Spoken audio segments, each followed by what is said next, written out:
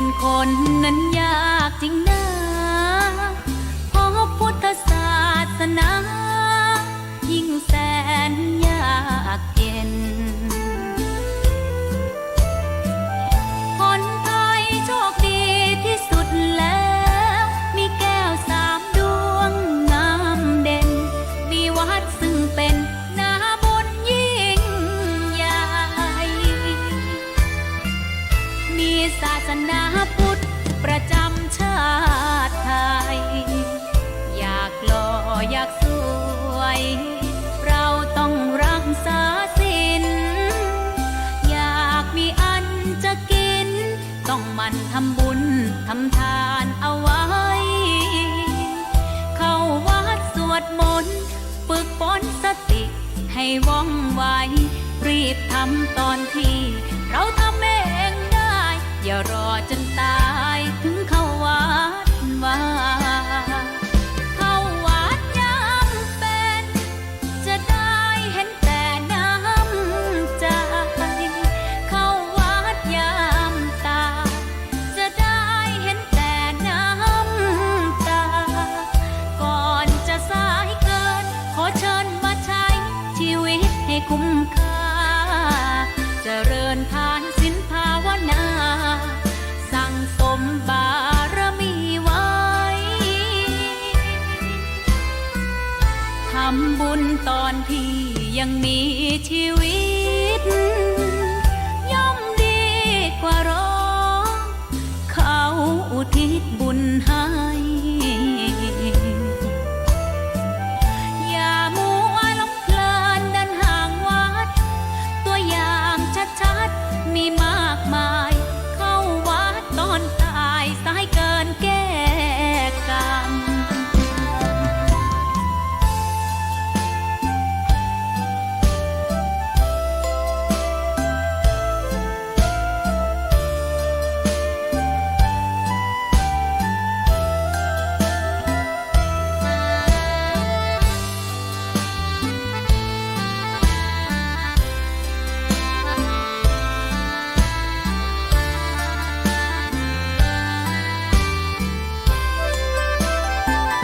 เข้าวัดยามเป็น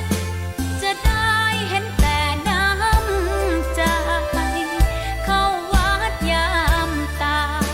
จะได้เห็นแต่น้ำตาก่อนจะสายเกินขอเชิญมาใช้ชีวิตให้คุ้มค่าเจริญทานศีลภาวนาสั่งสมบารมีไว้ทำบุญตอนที่ยังมีชีวิตย่อมดีกว่ารอเขาอุทิศบุญให้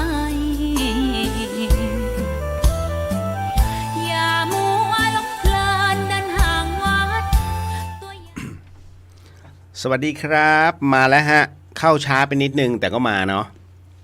ฮะสวัสดีอย่างเป็นทางการครับกล้องสองกล้อง นะฮะนี่คือสถานีวิทยุ FM 104.50 เมกะเฮิรตซ์จังหวัดเชียงใหม่ฮะสถานีวิทยุเพื่อการศึกษาพระพุทธศาสนาและวัฒนธรรมก็รายการต่อไปนะฮะเป็นรายการเดอะเฮียนครับก็ผู้จัดก็คือพี่เลียวฮะ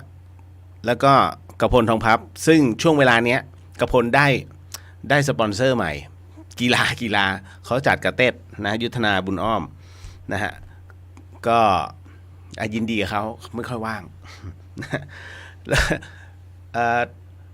สถานีวิทยุแห่งนี้ครับคุณผู้ฟังครับก็อยู่ที่หลังมหาวิทยาลัยเชียงใหม่วัดฝายหินนะฮะสถานที่ตั้งคือบนวัดฝายหินเลยครับก็เป็น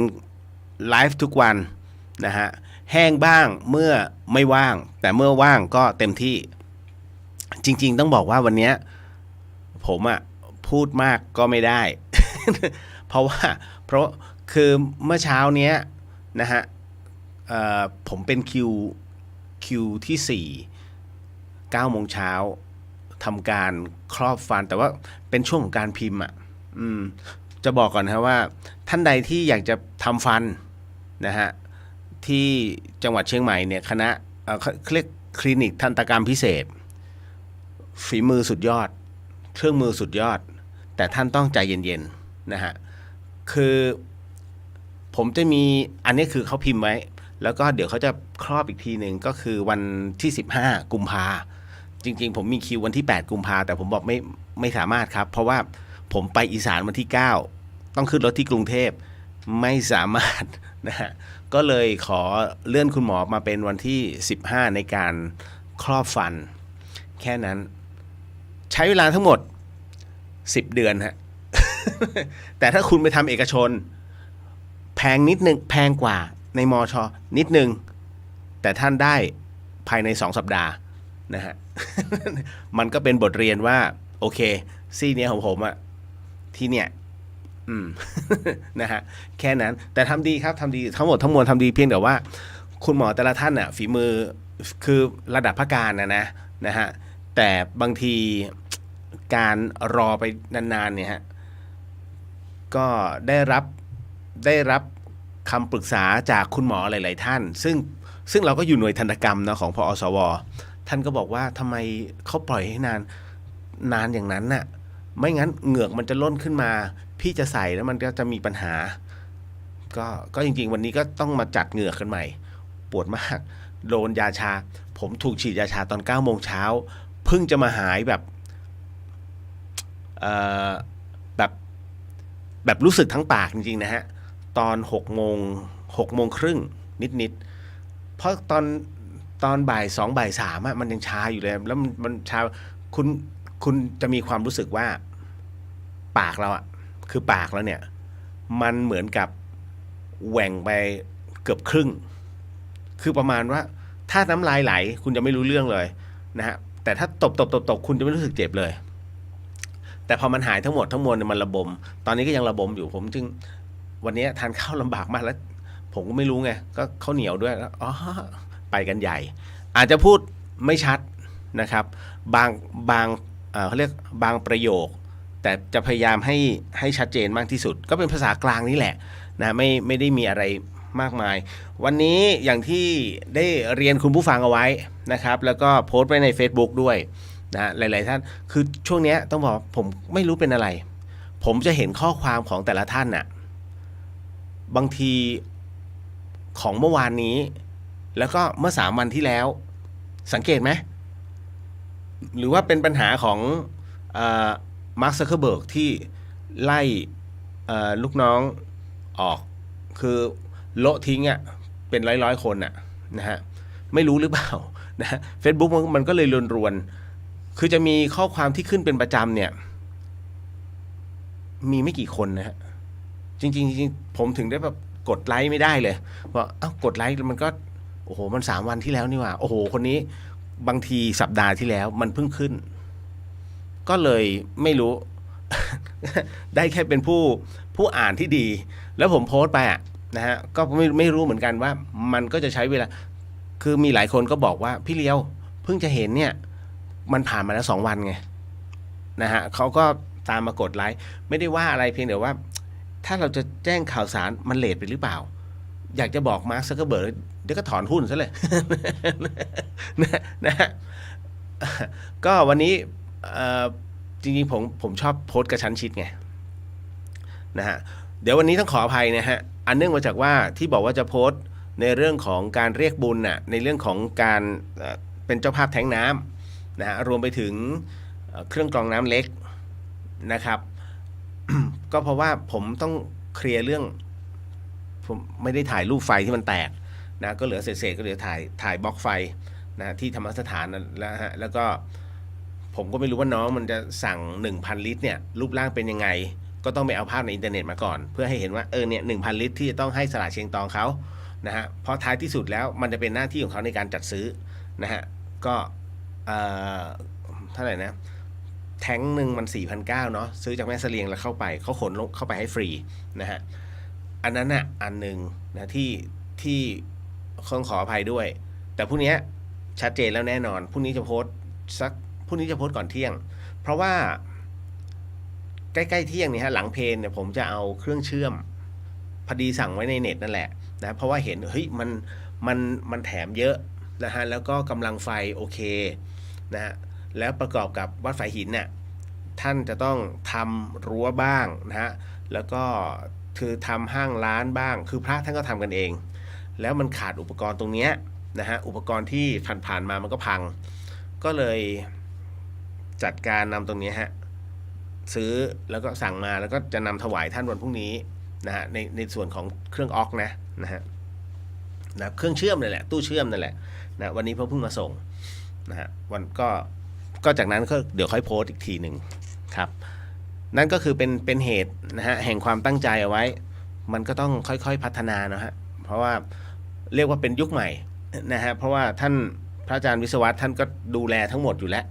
นะฮะก็ต้องช่วยกันพระท่านก็ช่วยกันทั้งหมดนะฮะเราก็คารวะกันนิดหนึ่ง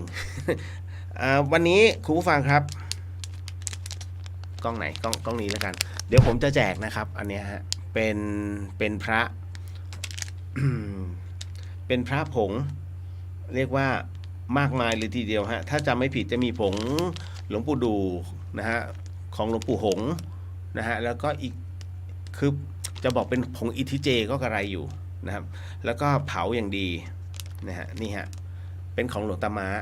นะฮะแห่งวัดถ้ำเมืองนะซึ่งท่านก็เรียกว่าเมตตาในเรื่องของการอธิษฐานจิตนะครับอาจารย์หนุ่มก็มอบให้มาแจกในรายการนะฮะพอสมควรแจกเนี่ยไม่มีเกมให้เล่นพูดเลยท่านใดอยากได้เดี๋ยวเขาเรียกว่าบอกเลยว่า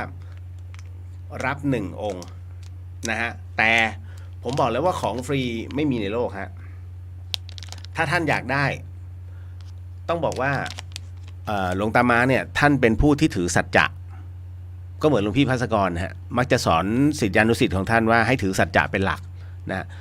ข้อใดข้อหนึ่งนะฮะถ้าสูญเสียไปแล้วเนี่ยมันกอบกู้ยากก็คือข้อที่4ศีลนะฮะดังนั้นจึงต้องมีสัจจะผมจะมอบให้สำหรับผู้ที่อยากจะรับไปนะฮะแต่มันมีข้อแม้ข้อแม้ตอนไหนตอนนี้เป็นช่วงเวลา5:17 นาทีช่วงเวลา5:40 นาทีเดี๋ยวผมจะบอกกติกานะฮะแล้วก็จะเปิดเพียงแค่ไม่กี่นาทีนะฮะสำหรับที่ท่านใดเนี่ยที่อยากจะรับตรงนี้นะฮะก็พอจะเข้าใจฮะว่าอินเทอร์เน็ตเนี่ยมันจะดีเลย์ผมจะเผื่อเวลาไว้ให้ด้วยนะครับพอสมควรเนาะอันนี้นะครับถ้าจะบอกว่าเป็นอย่างไรในฐานะที่เป็นผู้ที่คว่ำวอดในเรื่องของพระผมเนี่ยเป็นคนที่ไม่เกี่ยงนะฮะว่าพระแท้ไม่แท้ผมจะเหมือนกับสมเด็จจะไม่ได้ไปเปรียบเทียบท่านนะฮะแต่ว่าผมชอบปณิธานของขัวโตท่านก็คือว่าเมื่อเป็นพระสำเร็จแล้วต่อให้เข้าพิธีไม่เข้าพิธีนั่นก็คือพระเป็นภาพพระพุทธเจ้าดังนั้นต้องให้ความเคารพผมก็เลยมองว่าอะไรก็ตามที่มาอยู่ในมือผมเนี่ยผมจะเช็คก่อนเช็คก็คือเช็คพลังนะฮะบอกแล้วนะหลวงตามาท่านเมตตาจิตอธิษฐานให้นะดังนั้นใครได้ไปถือว่าโอเคอันเนี้ยมหาโชคมหาราบนะครับแล้วก็เก็บเอาไว้นะครับดีมากเลยทีเดียวนะครับพร้อมกับภาพวาดนะฮะภาพวาดตรงนี้คือกว่าจะทำตรงนี้ขึ้นมาได้หลวงตาต้องอนุญาตก่อนไม่ใช่อยู่ๆแล้วเฮ้ยทำกันเองไม่ใช่ฮะไม่ใช่นะฮะมีจำนวนจำกัดนะครับนะฮะแต่ว่าอันนี้เดี๋ยวสักประมาณ5:40นิดหนึ่งเนาะขออนุญาตนะเก็บไว้ก่อนครับวันนี้คงมีเรื่องราวข่าวสารพอสมควรจริงๆก็มีข่าวเกี่ยวกับวงการสงฆ์พอสมควรแล้วดีใจฮะดีใจที่ตอนนี้สำนักพระพุทธศาสนานะฮะและกรมการศาสนาเริ่มเคลื่อนไหวเริ่มที่จะแอคชั่นนะฮะดีกว่าไม่แอคชั่นเลยนะฮะเหมือนกับเสียข้าวสุกอะ นะเสียคือเสียเงินพวกเราเปล่าๆอ่ะนะประมาณนี้ฮะเพราะว่าอะไรคือจริงๆแล้วในจุดเนี้ยนะกับการทำผิดพระวินัยมากมายวันนี้ผมก็จะมีเรื่องราวเช่นกันนะฮะเป็น เป็นเรื่องราวที่เกิดขึ้นในสมัยโบราณในสมัยรัชกาลที่4นั่นแหละนะหลายๆท่านก็รู้ว่ารัชกาลที่4นั้นท่านเป็นปราชญ์นะทางด้านการบ้านการเมืองรวมไปถึงงานพระพุทธศาสนานะครับเช่นเดียวกับสมเด็จพุทธจารย์โตพรหมรังสีเพราะว่าท่านทั้งสองท่านเป็นผู้ที่แตกฉานเรื่องราวนะตรงนี้นะวันนี้จึงเป็นอีกหนึ่งหัวข้อนะฮะที่จะเอามานั่งพูดกันนะฮะก็เหมือนเดิมนะฮะเดี๋ยวเราสมทานศีลกันก่อนนะครับแล้วจากนั้นก็จะเป็นในส่วนของเข้าสู่ในเรื่องของการนั่งสมาธิเอากำลังก่อนเนาะนะฮะแล้วหลังจากนั้นค่อยมาพูดคุยเรื่องราววันนี้จะต่อเรื่องราวของพระนิพพานนะฮะคือรู้สึกมีกระแสมากมายที่อยากจะรับรู้ผมไม่เคยได้เขาเรียกว่าได้ประมาณอารมณ์แห่งพระนิพพานรับรู้ได้ผมยังมีคำว่ากินกามเกียรติอยู่ฮะนะครับเพราะฉะนั้นเนี่ยมันยังทิ้งตรงนี้ไม่ได้เมื่อยังทิ้งตรงนี้ไม่ได้เนี่ยอยากจะมาพูดถึงอธิบายอารมณ์พระนิพพานนั้นเอาเป็นว่าผมขออนุญาตนำเอาอารมณ์ที่ถูกบันทึกเอาไว้เนี่ยเอามาอ่านแล้วก็บอกกล่าวเพราะผมบอกแล้วว่าสิ่งใดที่เรายังปฏิบัติไม่ได้อย่าทะลึ่งไปสอนเขามันไม่ใช่เรื่องของเราดังนั้นในเมื่อผมยังไม่ถึงตรงนั้นผมคงไม่มีโอกาสได้สอนหรอกครับนะฮะต่อให้ผมเป็นผ้าเหลืองผมก็ไม่บังอาจเพราะว่าเรายังปฏิบัติไม่ได้ถึงขนาดนั้นผมบอกแล้วผมได้ในระดับหนึ่งแต่ไม่ได้โอ้โหไม่งั้นผมไม่มันอยู่อย่างนี้หรอกบวชแล้วโอ้ นะไม่ต้องมาอะไรมากมายเที่ยวไปสั่งสอนไม่ได้ฮะเราต้องทำก่อนทำให้ได้อย่างที่ผมอธิบายก็คือผมทำได้ในระดับหนึ่งแล้วก็จำอารมณ์ตรงนั้นมานั่งพูดคุยกันแต่ในส่วนของพระนิพพานที่เราไปถึงแดนนั้นโดยฤทธิ์ต้องใช้คำว่าฤทธิ์นะฮะเพราะว่าเมื่อวานนี้ผมอธิบายเรื่องของมโนมยิทธิไปแล้วนะเราไปถึงด้วยฤทธิ์นะไม่นับมันเป็นช่วงอารมณ์หนึ่งซึ่งเป็นฤทธิ์ทางใจแต่ไม่ใช่เขาเรียกว่ามิใช่เกิดจากผลของการปฏิบัติในเรื่องของการละสังโยชน์อันนี้ต้องเข้าใจนะฮะเดี๋ยวจะอธิบายให้ฟังแล้วกันนะว่าจะต้องมีอะไรบ้างที่เราต้องละรู้สอนไม่ใช่ว่าแลกเปลี่ยนแล้วกันรู้แลกเปลี่ยนกันได้แต่มันยังทำไม่ได้คือผมมันยังทำไม่ได้นะหลักการน่ะได้คือทุกคนเนี่ยย่อมมีหลักการและเป็นสเต็ปอย่างผมสอนน้องๆที่ไปบรรยายเนี่ยฮะที่วิทยาชีวะผมบอกว่าสิ่งที่คุณเรียนอยู่เนี่ยมันเป็นแพทเทิร์นนะฮะในเรื่องของหลักการตลาดมันเป็นแพทเทิร์นแต่ผมไปสอนเด็กว่าให้คุณจำแพทเทิร์นไว้ถ้าคุณอยากจะก้าวขึ้นบันไดนะฮะไปเห็นชั้นที่4แล้วคุณอยากจะขึ้นไปเนี่ยไอ้ที่คุณเรียนอยู่ในตำรามันคือแพทเทิร์นที่มันสามารถเดินขึ้นได้นะฮะตามบันไดแต่ทุกคนจะขึ้นตามนั้นผมก็เลยสอนเด็กว่าสำหรับผมเป็นคนที่คิดนอกกรอบจงคิดนอกกรอบที่ไม่เหมือนใครนะฮะสร้างในสิ่งที่ตัวเองที่เป็นตัวเรานะฮะแล้วนะตรงนั้นน่ะคุณจะเป็นอีกหนึ่งช่องทางนะฮะเพราะฉะนั้นทฤษฎีการตลาดในปัจจุบันน่ะถามว่ามันใช้ได้ผลไหมไม่ได้ผลฮะใครบอกได้ผลด็อกเตอร์ท่านไหนนะที่เก่งทางการตลาดผมเข้าใจท่านเก่งทางวิชาการท่านเก่งเท่าพิมพ์ริพายไหมฮะพิมพ์ริพายเป็นคนที่มีหลักการแบบเขาจึงเป็นนักขายอันดับหนึ่งนะไม่อันนี้เดี๋ยวผมไม่ได้มีส่วนได้ส่วนเสียกับตัวน้องเขานะเพียงแต่ว่าผมชอบวิธีการของเขานะฮะเป็นกระบวนการคิดที่แหวกแล้วก็ทันคนรู้จักถอยแล้วก็รู้จักเขาเรียกรู้จักรุกรู้จักรับเป็นแม่ทัพที่ดีในเรื่องของการตลาดแล้วคืนให้กับสังคมโดยไม่แคร์ใครไม่ต้องแคร์ถ้าอยากจะช่วยคนทุกคนมันมีทั้งด่าและก็ชอบเพราะฉะนั้น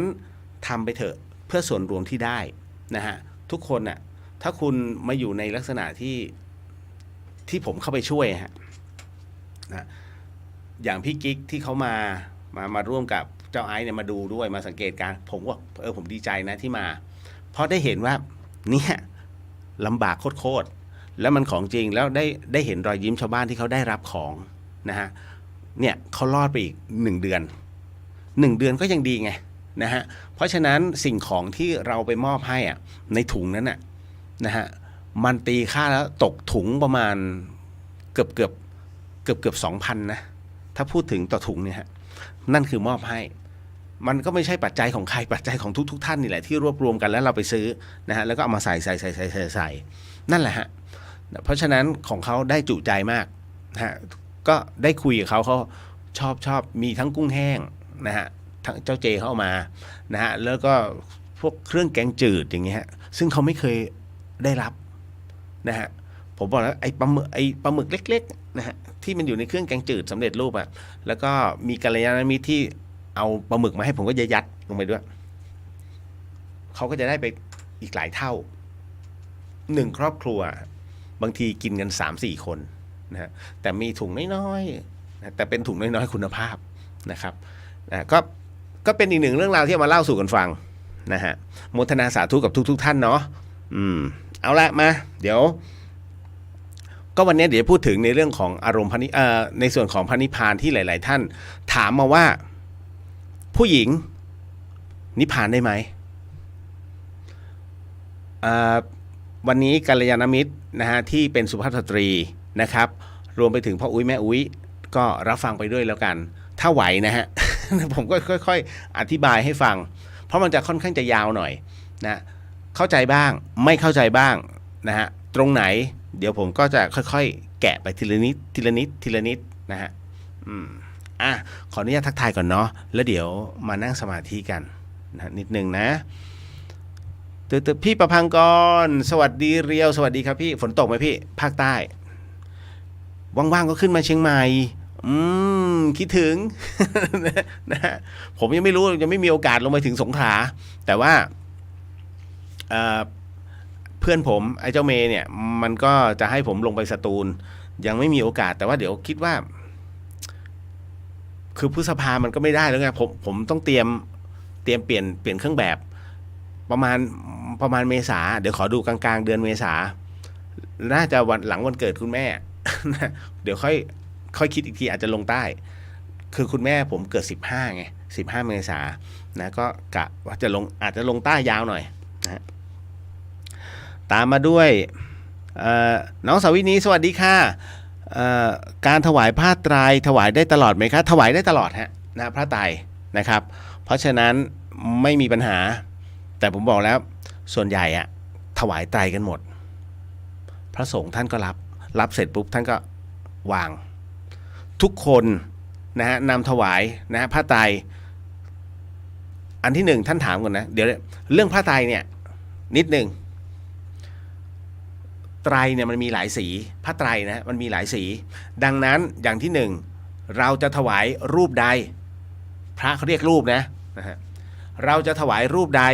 ให้ไปดูท่านก่อนนะฮะถ้าเป็นเมืองเหนืออาจจะเป็นสีหมากอะนะฮะออกแดงๆเหมือนหมากอะท่านก็ต้องซื้อไตรแบบนั้นเพื่อถวายบรรดาครูบาทั้งหลายแต่ถ้าเป็นพระมหานิกายคือมหานิกายส่วนใหญ่ท่านจะออกส้มๆนะฮะอย่างท่านวอไงฮะก็ไปดูเราก็ต้องซื้อแบบสีส้มแต่ถ้าดูแล้วพระธรรมยุทธ์มี2อย่างนะฮะเขาเรียกสีกลักกับราชนิยมก็ต้องไปดูก่อนซื้อให้ตรงนะฮะแล้วหลังจากนั้นค่อยนำถวายมันก็ไม่ใช่แค่นั้นอีกต้องดูสัดส่วนของท่านด้วยถ้าท่านตัวเล็กก็2 เมตร 20สมมุตินะแต่ถ้าท่านรูปใหญ่หน่อยก็ต้องบอกเขาที่ร้านท่านตัวใหญ่เต็มสตรีมเลยนะมึงมีกี่เบอร์เอาเบอร์ใหญ่สุด อะไรประมาณนั้นเป็นต้นนั่นแหละฮะคือซื้อให้ตรงแล้วมันก็ยังมีดีเทลของมันอีกงงไหมผมจะอันนี้เรื่องของผ้าไตรนะฮะเวลาจะซื้อไปถวายนะครับแต่ถ้าไม่แน่ใจจริงๆนะฮะถ้ากรณีพระมหานิกายกับพระธรรมยุทธ์ไม่แน่ใจไม่เกี่ยวพระเมืองเหนือนะพระเมืองเหนือเนี่ยจะเป็นสีหมาก แต่ถ้าเป็นมหานิกายหรือพระธรรมยุทธ์ถ้าท่านไม่แน่ใจ เรียกว่าให้ดูสีราชนิยมฮะไม่รู้เข้าใจหรือเปล่าสีราชนิยม แล้วมันก็ยังมีอีก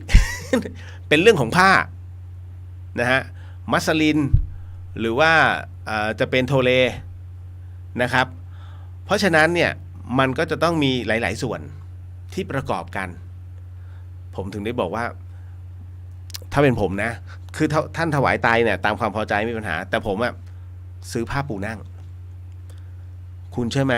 ผ้าปูนั่งแต่ละท่านที่ส่งมาให้ผมอะแจกไม่หมดนะตอนนี้เหลืออยู่2 ผืนจากเท่าไหร่วะ20 กว่าผืนนะฮะเพิ่งจะเหลืออยู่2 ผืนสุดท้ายทำไมจึงให้มาตั้งนานครับใช่ฮะต้องค่อยๆแล้วผมเดินทางบ่อยแล้วเวลาไปเจอผมนำถวายเนี่ยพระสุปฏิปันโนคือคนที่เขาฝากมาเขาก็จะได้ด้วยคือเราก็ต้องเลือกนะฮะเพราะว่าเราก็ต้องเลือกนาบุญให้เขาหน่อยนิดนึงแล้วเสร็จปุ๊บเนี่ยก็ถวายเจอหลวงพี่ที่กำลังเดินเป็นพระธรรมจาริกริมทางผมก็ดูแล้วเฮ้ยรูปนี้ใช้ได้รู้ส่วนตัวนะก็เลยนำถวายท่านก็ให้พรท่านก็บอกว่าดีกำลังขาดส่วนใหญ่อะผ้าปูนั่งอะฮะคุณดูน้ำหนักที่เบาๆนะฮะเวลารับมาดูน้ำหนักเบาๆนะฮะแล้วก็ไม่หนาเพราะว่าถ้าหนักเกินไปเนี่ยท่านจะพกลงย่านเนี่ยมันลำบากมันมีน้ำหนักเอาเบาที่สุดนี่แหละอันนี้บอกไว้ก่อนนะฮะถ้าสมมุติจะถวายให้ถวายผ้าปูนั่งสังเกตว่าผมจะบอกเงี้ยถวายผ้าปูนั่งนะหรือว่าไม้ประเจียดใช่ไหมเขาเรียกอะไรนะฮะแต่รู้ว่าเป็นข้างหนึ่งเป็นสำหรับสีล้างเศษอาหารที่ฟันนะอีกข้างแหลมๆนั่นแหละผมเรียกไม่ถูกที่อันนี้ นะฮะก็เลยบอกไว้ก่อนนะฮะว่าประมาณนี้เนาะเห็นไหมคือวิธีการในการซื้ออะไรแบบเนี้ยมันค่อนข้างละเอียดพอสมควรป้าแก้วสวัสดีค่ะคุณเรียวสวัสดีครับป้าแก้วนะฮะคุณมุนาสวัสดีจ้าสวัสดีครับพี่วรันทรสวัสดีค่ะคุณเรียวสวัสดีครับพี่น้องดิลลี่สวัสดีค่ะพี่เรียวสวัสดีครับพี่ชายคุณชินกิจตันสตูสวัสดีครับรออะไรพี่ นะฮะป๋อมแปมสวัสดีค่ะสวัสดีครับนะฮะแจกพระฮะแต่ถ้าฟังแล้วต้องทำให้ได้นะกติกาผมอะนะฮะถ้าทำไม่ได้นี่เรียบร้อยเลยเพราะหลวงตาเป็นผู้ที่เป็นผู้ที่ชอบผู้ที่มีสัจจะนะฮะอย่างอีก8 นาที นะฮะพี่สุวรรณยามาตรงนี้สวัสดีครับพี่นะฮะสวัสดีค่ะคุณย่าสโนสวัสดีค่ะคุณเรียวสวัสดีครับนะฮะคุณวริศนาสวัสดีค่ะพี่เรียวสวัสดีค่ะนะคุณจันยาสวัสดีค่ะคุณเรียวสวัสดีครับผมนะคุณจินนชาสวัสดีค่ะคุณเรียวโดนหมอแถมยาชาหรือคะทำฟันเขาทานแต่อาหารอ่อนคุณเรียนเล่นข้าวเหนียว ไม่รู้จริงๆคือมันชาเราก็เอาซะหน่อยโอ้โหคราวนี้ปวดเลยทั้งปากเลยนะฮะเรื่องกดไลค์ไม่ได้โดนมาเมื่อ 2-3 อาทิตย์ก่อนเหมือนกันค่ะน้องบีสวัสดีค่ะพี่เลียวสวัสดีค่ะนะฮะหมอหนิงสวัสดีค่ะพี่เลียวสวัสดีจ้านะฮะเจมส์บอลสวัสดีครับสวัสดีฮะคุณจินนชาไม้เจียค่ะใช่นั่นแหละแชมป์สวัสดีครับพี่เลียวสวัสดีครับนะฮะมาก็เรามาสมทานศีลกันก่อนเนาะเดี๋ยวผมลืมอีก เดี๋ยวถูกตำหนิอีก น่ากลัวมาเดี๋ยวเราสมทานศีลกันก่อนแล้วก็มานั่งสมาธิแล้วหลังจากนั้นเนี่ยนี่นะครับของหลวงตามาไม่รู้จะอยู่ในมือท่านกี่ท่านให้ฟังกติกาก่อนที่จะบอกว่าขอรับ1 องค์นะฮะให้ฟังกติกาก่อนนะถ้าท่านทำไม่ได้อย่าเอาไปเด็ดขาดเพราะว่าเดี๋ยวจะมีผลนะฮะในเรื่องของสัจจะเอาละ ถ้าพร้อมแล้วเดี๋ยวเราน้อมจิตน้อมใจนะฮะสงบนิดนึงเนาะทำใจให้สบายมารับศีลกันก่อนว่าด้วยข้อศีลทั้งหมดทั้งมวลสาธุสาธุสาธุ ท่านใดที่ว่าไม่ทันน้อมจิตตามแล้วกันนะครับนะโมตัสสะภะคะวะโตอะระหะโตสัมมาสัมพุทธัสสะนะโมตัสสะภะคะวะโต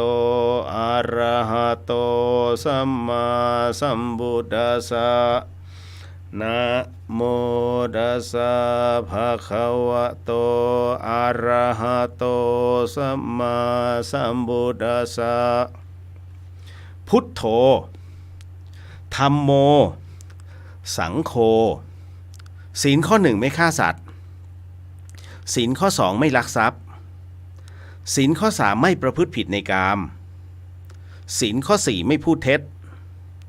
ศีลข้อห้าไม่ดื่มสุราและของมึนเมาบัดนี้ข้าพเจ้าตั้งใจรักษาศีลแล้วบัดนี้ข้าพเจ้าคือผู้มีศีลข้าพเจ้าผู้มีศีลละอายต่อการทำความชั่วกลัวต่อผลของบาปกรรมข้าพเจ้าผู้มีศีลมีหิริโอตปะมีกายเป็นมนุษย์มีใจเป็นเทวดาเป็นมนุษย์เทโวเข้าถึงความเป็นสหายกับเหล่าเทวดาทั้งหลายณบัดนี้ข้าพเจ้าทั้งหลายขออดโทษลดกรรมที่ข้าพเจ้าได้ประมาทพลาดพลั้งในช่วงวันนี้ลงในฉับพลันและขอให้กรรมดีที่เหล่ากัลยาณมิตรและข้าพเจ้าได้ทำไว้นั้นขอจงมาแทรกส่งผลบุญนี้ให้ข้าพเจ้าได้มีความสุขและประสบผลสำเร็จตลอดไปเทินสาธุสาธุสาธุอนุโมทามิฮะก็หลังจากนั้นเราก็มาเข้าสู่ในช่วงของนั่งสมาธินะฮะเดี๋ยววันอาทิตย์เดี๋ยวผมขอดูก่อนเพราะวันอาทิตย์เนี่ยผมเดินทางนะฮะไปก็จะไปสิ้นสุดที่หลังจากถวายพระสังฆทานทิพย์ก่อนนะก็จะเดินทางต่อเลยไปอุทัยนะก็คงจะไปหยุดที่อุทัยธานีให้ได้ก่อนเพราะตรงนั้นนะผมต้องมันเป็นขึ้น15 ค่ำทราบใช่ไหม ผมจะไม่ขับรถตอนคืนของวันขึ้น15 ค่ำเด็ดขาดก็คือประมาณว่าค่ำตรงไหน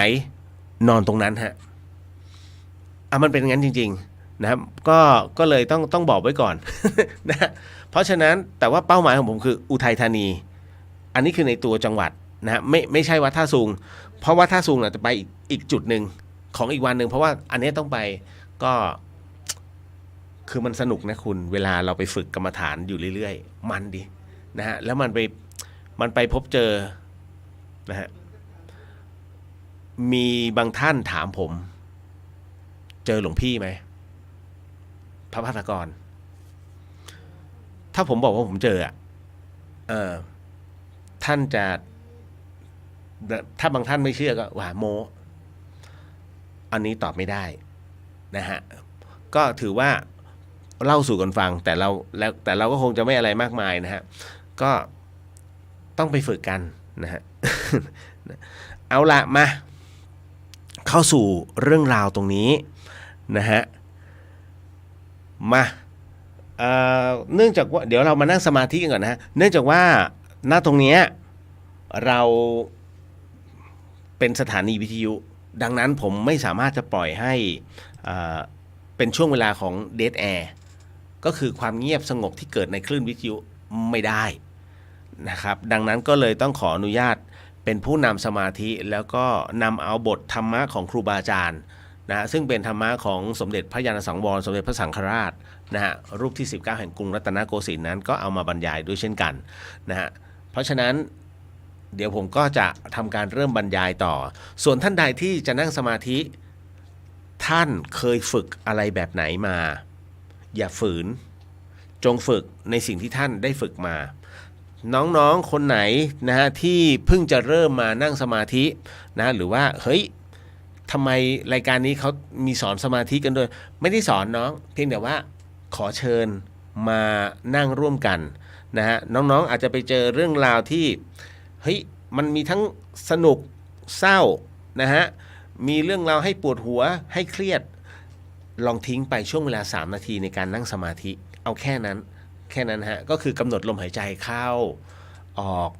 ให้สติเราตามให้ได้ตามลมหายใจมันไปถึงตรงไหนนะฮะให้รับรู้ว่ามันผ่านช่องจมูกเนี่ยมันผ่านเข้าแล้วก็มันก็ผ่านออกจับทุกขณะที่มันเข้าและออกนั่นนะฮะไม่ต้องพุทโธก็ได้ฮะไม่ต้องเข้าพุทออกโธไม่จำเป็นแค่จับลมหายใจให้ได้ส่วนท่านใดที่เกินกว่านะฮะที่เราจะบอกกล่าวกันแล้วน้อมนำตามสบายของแต่ละคนนะครับเพราะฉะนั้นตอนนี้เป็นเวลา40 นาทีนะฮะ5:40เราจะไปออกกัน5:43 ถึง 44ครับเพราะฉะนั้นหากพร้อมแล้วค่อยๆหลับตาลงครับค่อยๆหลับตาลงนะฮะเราจะมานั่งสมาธิกันภายใน3 นาทีเนาะอันหนึ่งแม้ว่าจะเป็นความสัตย์ความจริงแต่เมื่อไม่เป็นประโยชน์ก็ไม่ตรัสแสดงทั้งเมื่อไม่ถึงการที่จะควรแสดงก็ไม่ตรัสแสดงต้องเป็นความสัตย์ความจริงด้วยเป็นประโยชน์ด้วยและต้องด้วยการคือกาลเวลาหรือเรียกรวมว่าต้องด้วยกาลเทศะจึงจะตรัสแสดงเพราะฉะนั้นจึงกล่าวได้ว่าธรรมะที่ทรงสั่งสอนเป็นสัจจะคือเป็นสัจจะความจริงที่เป็นประโยชน์และเป็นธรรมคือเป็นความจริงด้วยเป็นความถูกต้องอีกด้วยธรรมานุธรรมะปฏิบัติฉะนั้นพุทธศาสนาจึงเป็นข้อที่สมควรที่จะสดับตรับฟังสมควรที่จะได้พิจารณาไตร่ตรองให้มีความเข้าใจและสมควรที่จะรับมาปฏิบัติเมื่อเป็นดังนี้แล้วก็จะบรรลุถึงประโยชน์ที่เป็นทิฏฐธรรมิกถะประโยชน์ปัจจุบันบ้างสัมมปราริกัตถะประโยชน์ภายหน้าบ้างปรมัตถประโยชน์อย่างยิ่งบ้างซึ่งเป็นส่วนผลและทั้งได้ชื่อว่าประพฤติธรรมที่ควรประพฤติเพราะเป็นสัจจะความจริงเป็นความถูกต้องอันจะเป็นผลเป็นเหตุให้ประสบประโยชน์ดังที่ตั้งใจจะได้จะถึงนี่แหละคือตัวปาฏิหาริย์ของธรรมะที่เป็นคำสั่งสอนของพระพุทธเจ้าแต่ในการที่จะรับมาปฏิบัติก็จำเป็นที่จะต้องอาศัยความเป็นผู้มีศรัทธาในความตรัสรู้ของพระพุทธเจ้าและปัญญาคือความรู้ความเข้าใจอันถูกต้องในธรรมะที่ทรงสั่งสอนนั้นเมื่อเป็นดังนี้การปฏิบัติจึงจะเรียกว่าเป็นธรรมานุธรรมะปฏิบัติหรือปฏิบัติธรรมสมควรแก่ธรรมเพราะการปฏิบัติธรรมถ้าหากว่าปฏิบัติไม่สมควรแก่ธรรมแต่ไปปฏิบัติให้ผิดไปตามโลกอันหมายถึงบุคคลทั้งหลายส่วนใหญ่ในโลกหรือว่าให้ผิดไปตามความเห็นผิดของตนเองการปฏิบัติธรรมนั้นก็ไม่สมควรแก่ธรรมก็ไม่สำเร็จประโยชน์ต่อเมื่อไม่ปฏิบัติให้ผิดไปตามโลกไม่ปฏิบัติให้ผิดไปตามความเห็นผิดของตนแต่ว่าใช้ศรัทธาคือความเชื่ออันถูกต้องคือเป็นความเชื่อที่เป็นญาณสัมปยุตประกอบด้วยญาณคือความอย่างรู้ทั้งประกอบด้วยปัญญาคือความรู้ความเข้าใจอันถูกต้องดังนี้แล้วการปฏิบัตินั้นจึงจะชื่อว่าเป็นการปฏิบัติธรรมสมควรแก่ธรรมเอาละครับ3 นาทีนิดๆนะฮะก็ได้เวลาอันสมควรค่อยๆถอนสมาธินะฮะค่อยๆถอนสมาธินะฮะค่อยๆถอน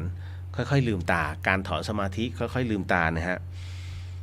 หากท่านใดที่ทำเป็นหมู่คณะนั้นอย่าแกล้งกันอย่าโฮกฮากนะฮะ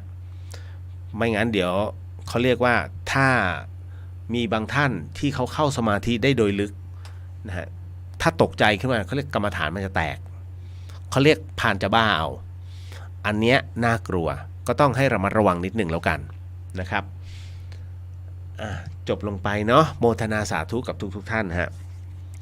มาเดี๋ยวเข้าสู่ในเรื่องของการแจกนะครับพระกันมันก็ต้องมีกติกาคุณของฟรีมันไม่มีในโลกอยู่แล้วนะฮะอันนี้ พี่นพสวัสดีครับคุณเรียวสวัสดีครับนะฮะคุณจินชาไม่ได้ตำหนิซะหน่อยเขาเรียกว่าเตือนต่างหาก เจอท่านในลักษณะไหนคะเอาไว้คุยที่หลังนะเรื่องของมโนมยิทธิคุณเบนบอกว่าสวัสดีค่ะสวัสดีฮะคุณธัญรัตน์สวัสดีค่ะโมทนาสาธุสาธุกับคุณเรียวนำกรรมฐานแล้วก็ทุกท่านที่ร่วมปฏิบัติภาวนานะคะคือเมื่อวานนี้หลายๆท่านถามมาในเรื่องของจิตนะในเรื่องของการทำสมาธิทำแบบไหนถูกต้องนะฮะจะทำแบบไหนถูกต้องนั้นเราต้องรู้สภาวะของเราก่อนนะว่าแท้ที่สุดแล้วเนี่ยนะเราวอกแวกไหมบางคนบอกมาดไม่วอกแวกอารมณ์นั้นเลยนะฮะคือเราใช้คำแบบบ้านๆเนาะไม่ต้องไปใช้คำแบบ พระท่านบางทีก็งงๆ นะฮะเอาเป็นว่าจิตนิ่งรับรู้นะฮะไม่ฟุ้งซ่านนะฮะรับรู้ทุกขณะนะฮะแล้วก็พิจารณาทุกอารมณ์นะฮะอันนั้นน่ะนะเราสามารถแล้วนะครับแล้วยิ่งถ้า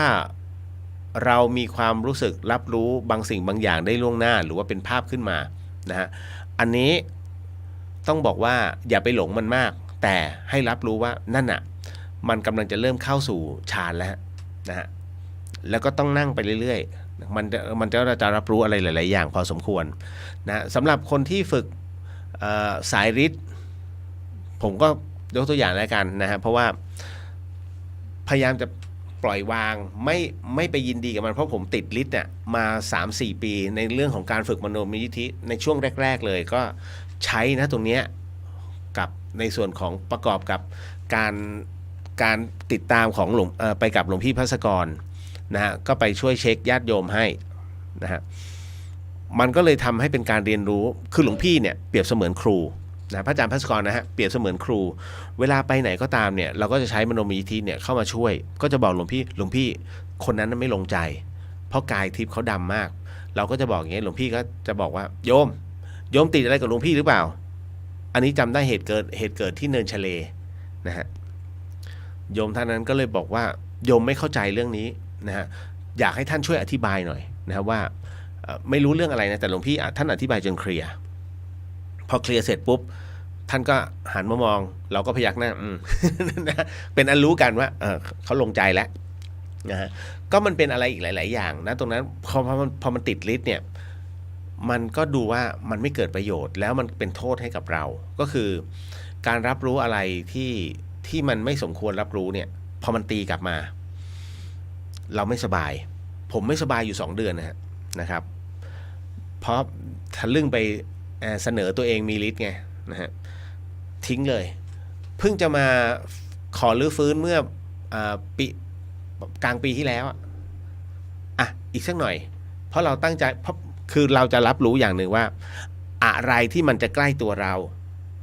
คือภัยถ้าจะใกล้เข้ามาเนี่ยนะฮะมันจะรับรู้ล่วงหน้าผมก็เลยต้องมาเช็คตัวเองแล้วผมก็บอกหนีมาแล้วปีนึงเนาะ ปีนี้หนีไม่ได้แล้วก็มันจำเป็นนะฮะพอถึงนะมันถึงต้อง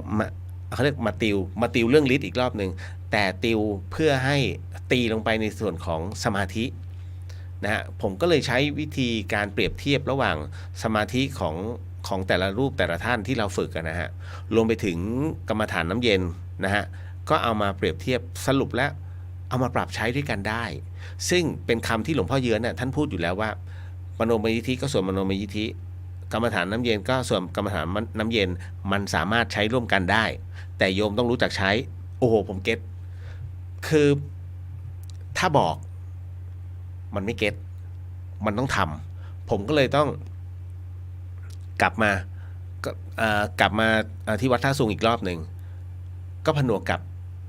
กรรมฐานน้ำเย็นของท่านมันใช้ด้วยกันได้ฮะแล้วก็ใช้ได้ดีมากมันก็เลยทำให้เราไปไวกับเพื่อนเนี่ยฮะอันนี้บอกเคล็ดลับเฉยๆนะฮะ นั่นแหละแต่ไม่ได้ติดในเรื่องของฤทธิ์เพียงแต่ว่าอันนี้ไปทวนอีกรอบหนึ่งว่าในสิ่งที่เราอาจจะท่านจะบอกว่าเฮ้ยมันยังมีนิดนึงมันยังไม่สุดก็จะไปให้สุด ก็คือต้องกลับไปอีกรอบหนึ่งนั่นแหละฮะหลายรอบแล้วมาพร้อมแจกอันนี้เป็นสาธุเป็นพลังพุทธคุณนะครับเป็นมหาโชคมหาลาภนะฮะก็ต้องบอกนะฮะเป็นผงของ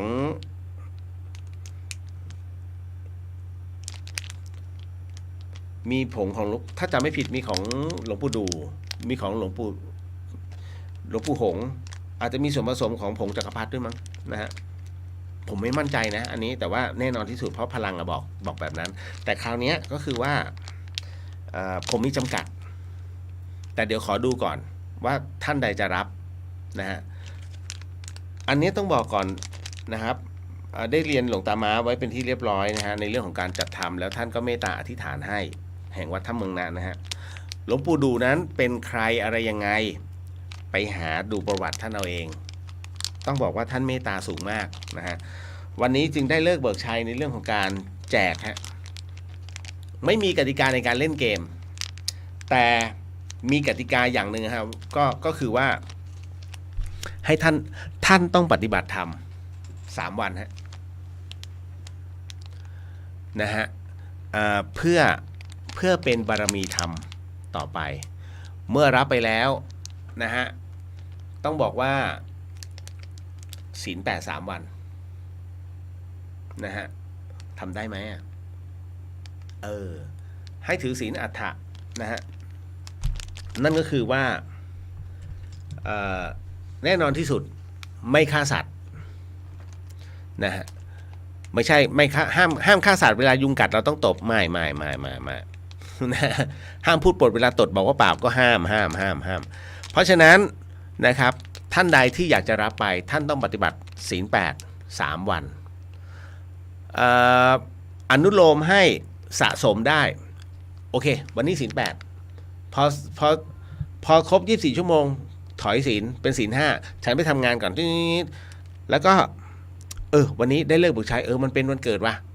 ศีล8เป็นวันที่2โอเคได้คือรับได้แต่ต้อง3 วันท่านใดที่คิดว่าตัวเองทำได้ลงชื่อได้เลยฮะผมให้เวลาจนถึงเที่ยงคืน5 นาทีนะฮะมีให้นะครับบอกว่ารับ1 องค์ผมจะส่งให้เลยนะฮะก็ลงชื่อไว้ก่อนแล้วเดี๋ยววันพรุ่งนี้ให้ลงมาอินบ็อกซ์ใส่มานะฮะว่าส่งที่ไหนบ้านเลขที่เท่าไหร่ผมจัดไปให้นะฮะให้ฟรีๆแต่ท่านต้องทำให้ได้ศีล8นะครับสวดมนต์บ้างก็ดีนั่งสมาธิหน่อยก็ดีนะหรือว่านั่งสมาธิในรายการอย่างเงี้ยก็ได้นะครับเพราะฉะนั้นนะ1ห้ามฆ่าสัตว์2ห้ามลักทรัพย์3ให้ประพฤติพรหมจรรย์นะพรหมจรรย์นะฮะศีลพรหมจรรย์มิใช่ศีลกาเมนะฮะคืออย่างนี้อธิบายอีกรอบหนึ่งศีลกาเมข้อ3เนี่ยนั่นหมายถึงว่าห้ามที่ไม่ใช่ภรรยาเรานะฮะคืออย่างนี้ยกเว้นภรรยาเรานะฮะแล้วหลังจากนั้นยังไงดีวะ พอพูดลำบาก เอางี้ศีลพรหมจรรย์เนี่ยห้ามวุ่นวายเรื่องเพศเลยนั่นแหละทั้งคิดทั้งดูถ้าเรามีความรู้สึกว่าเฮ้ยมันไปคิดแบบนั้นรีบดึงกลับมารีบดึงจิตกลับมาส่วนใหญ่ผู้ชายมันจะหวั่นไหวผู้หญิงเนี่ยของเขาเนี่ยเขามีบางอย่างที่เขาสามารถกำหนดและมีขอบเขตของเขาทำได้นะฮะเพราะฉะนั้นณตรงนี้นะครับแล้วหลังจากนั้นอันนี้คือศีลพรหมจรรย์นะครับแล้วก็จะมาเป็นในส่วนของ มุสานะครับอันนี้ทำได้กันอยู่แล้วสุราแน่นอนต่อมาวิกาลโภชนานั้นเริ่มเมื่อไหร่หลังเที่ยงนะฮะให้อนุโลมถึงหลังเที่ยงครึ่งแต่ถ้าเดินทางอนุโลมให้ไม่เกินบ่ายโมงนะฮะนั่นคือกินข้าว2 มื้อผู้หญิงชอบเลยตาย รับปากพี่เลียวเขาไว้ดีเลย น้ำหนักลดอีกนะแต่ปานะไม่เป็นไรนะปานะก็คือพวกว่านนะพวกสมุนไพรคือกินเป็นยานะฮะได้ไม่เป็นไรแล้วก็ต่อมาในเรื่องของการแต่งกายแต่งตัวนะฮะเครื่องหอมนะฮะพวกเนี้ยนะครับแม้กระทั่งการฟังเพลงงดก่อนทำสมาธิสวดมนต์และสุดท้ายก็คือนอนฮะนอนห้ามเกินข้อเท้าอะไรวะนอนห้ามเกินข้อเท้าที่นอนไงฮะคุณจะปูเสื่อหรือแล้วก็มีฟูกปูอีกชั้นหนึ่งนะฮะแล้วก็หมอนจบก็คือมันสูงไม่เกินข้อเท้าหรอกลองวัดดูนะฮะเพราะฉะนั้นเตียงเกินไหมเกินนะฮะเพราะฉะนั้นก็ลองดู3วันนะครับตอนนี้ผมยังไม่เช็คนะตอนนี้เป็นเวลา 23:55 นคุณมีเวลาอีก10 นาทีฮะเพราะผมกันว่าดีเลย์ด้วยเพราะเดี๋ยวจะมีดีเลย์ในตัวอินเทอร์เน็ตนะฮะบางเครื่องเนี่ยมันดีเลย์ผมก็เลยต้องเปิดโอกาสให้นะฮะคุณจินชา1 องค์นะฮะน้องหนิง1 องค์คุณน้องเจมส์บอล1 องค์นะฮะผมจดด้วยดีกว่าเพราะว่าจริงๆผมให้น้องเขาคอยจัดการให้แต่ไม่เป็นไรเดี๋ยวผมไปไล่เอาผมไล่ย้อนหลังก็ได้มั้งนะฮะนี่แหละอันนี้บินอะไรเนี่ย อายนะ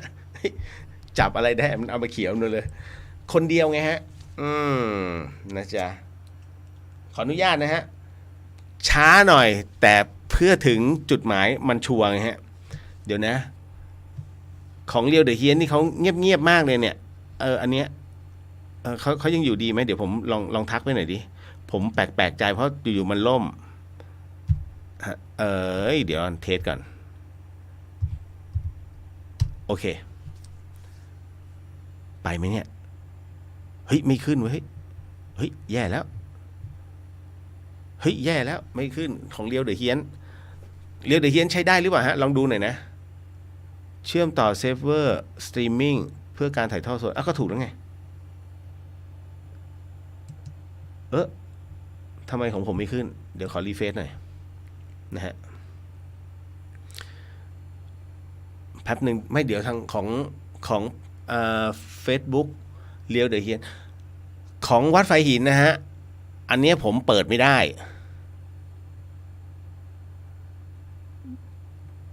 พอรีเฟรชมาเลยสวัสดีฮะแมวฮะนะครับคุณนัทสวัสดีครับคุณเลียวสวัสดีครับผม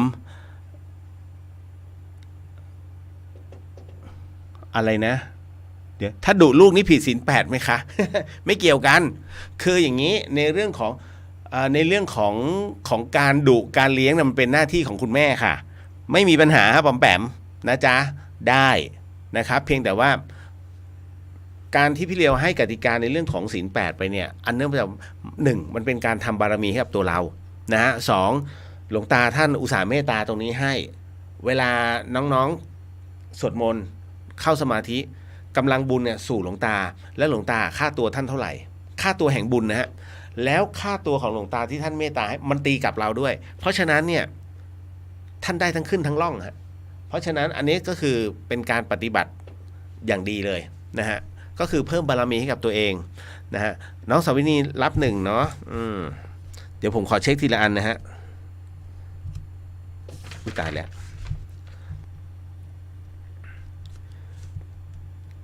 แล้วตามมาด้วยคุณนัทบอกว่าแบบตอบคำถามแล้วได้พระเป็นขวัญกำลังใจมีบ้างไหมคะ นะไม่มีนะฮะคืออันเนี้ยต้องบอกว่าผมไม่ได้สร้างกติกาเองแต่ผู้ที่สร้างกติกาคือผู้ที่มอบให้เพราะว่าหลวงตาท่านเนี่ยเขาเรียกเทสสัจจะนะฮะศีล8นะต้องลองดูนะฮะไม่ลองไม่รู้ว่าการปฏิบัติในเรื่องของตรงนี้พอทำได้แล้วเนี่ยมันจะดีกับเรานะฮะลองดูแหม24 ชั่วโมงสมมุตินะพอกลับบ้านกินข้าวเย็นก่อน เทคนิคถ้ากลัวว่าต้องกินเขาคือฉันกลัวหิวตอนเย็นคุณกินก่อนเลยแล้วค่อยมาสมาทานศีล 8มันอยู่ท้องแล้วตั้งนั้นตึกภาวนาตามเหตุปัจจัยแต่นอนตามนั้นรุ่งเช้ามากินอยู่แล้วไงนะฮะแล้วก็ตามมาด้วยมื้อกลางวันพอถึงมื้อเย็นตามเวลานั้นเนี่ยเรายังไม่กินเสร็จปุ๊บเฮ้ยเกินเวลาแล้วครบ24ชั่วโมงแล้วถอยศีลกินได้ วิธีการนะฮะต่อมาอันนี้เอาคุณจินชา1 องค์นะฮะตามมาด้วยน้องหนิงนะหมอหนิง1 องค์นะฮะน้องเจมส์บอล1 องค์ครับคุณจิตติมา1 องค์คุณธัญรัตน์ผมจะบอกว่าผู้ที่เขาลง1 องค์อันนี้กำลังใจเขาดีมากนะฮะกำลังใจดีมากๆคุณธัญรัตน์นะฮะ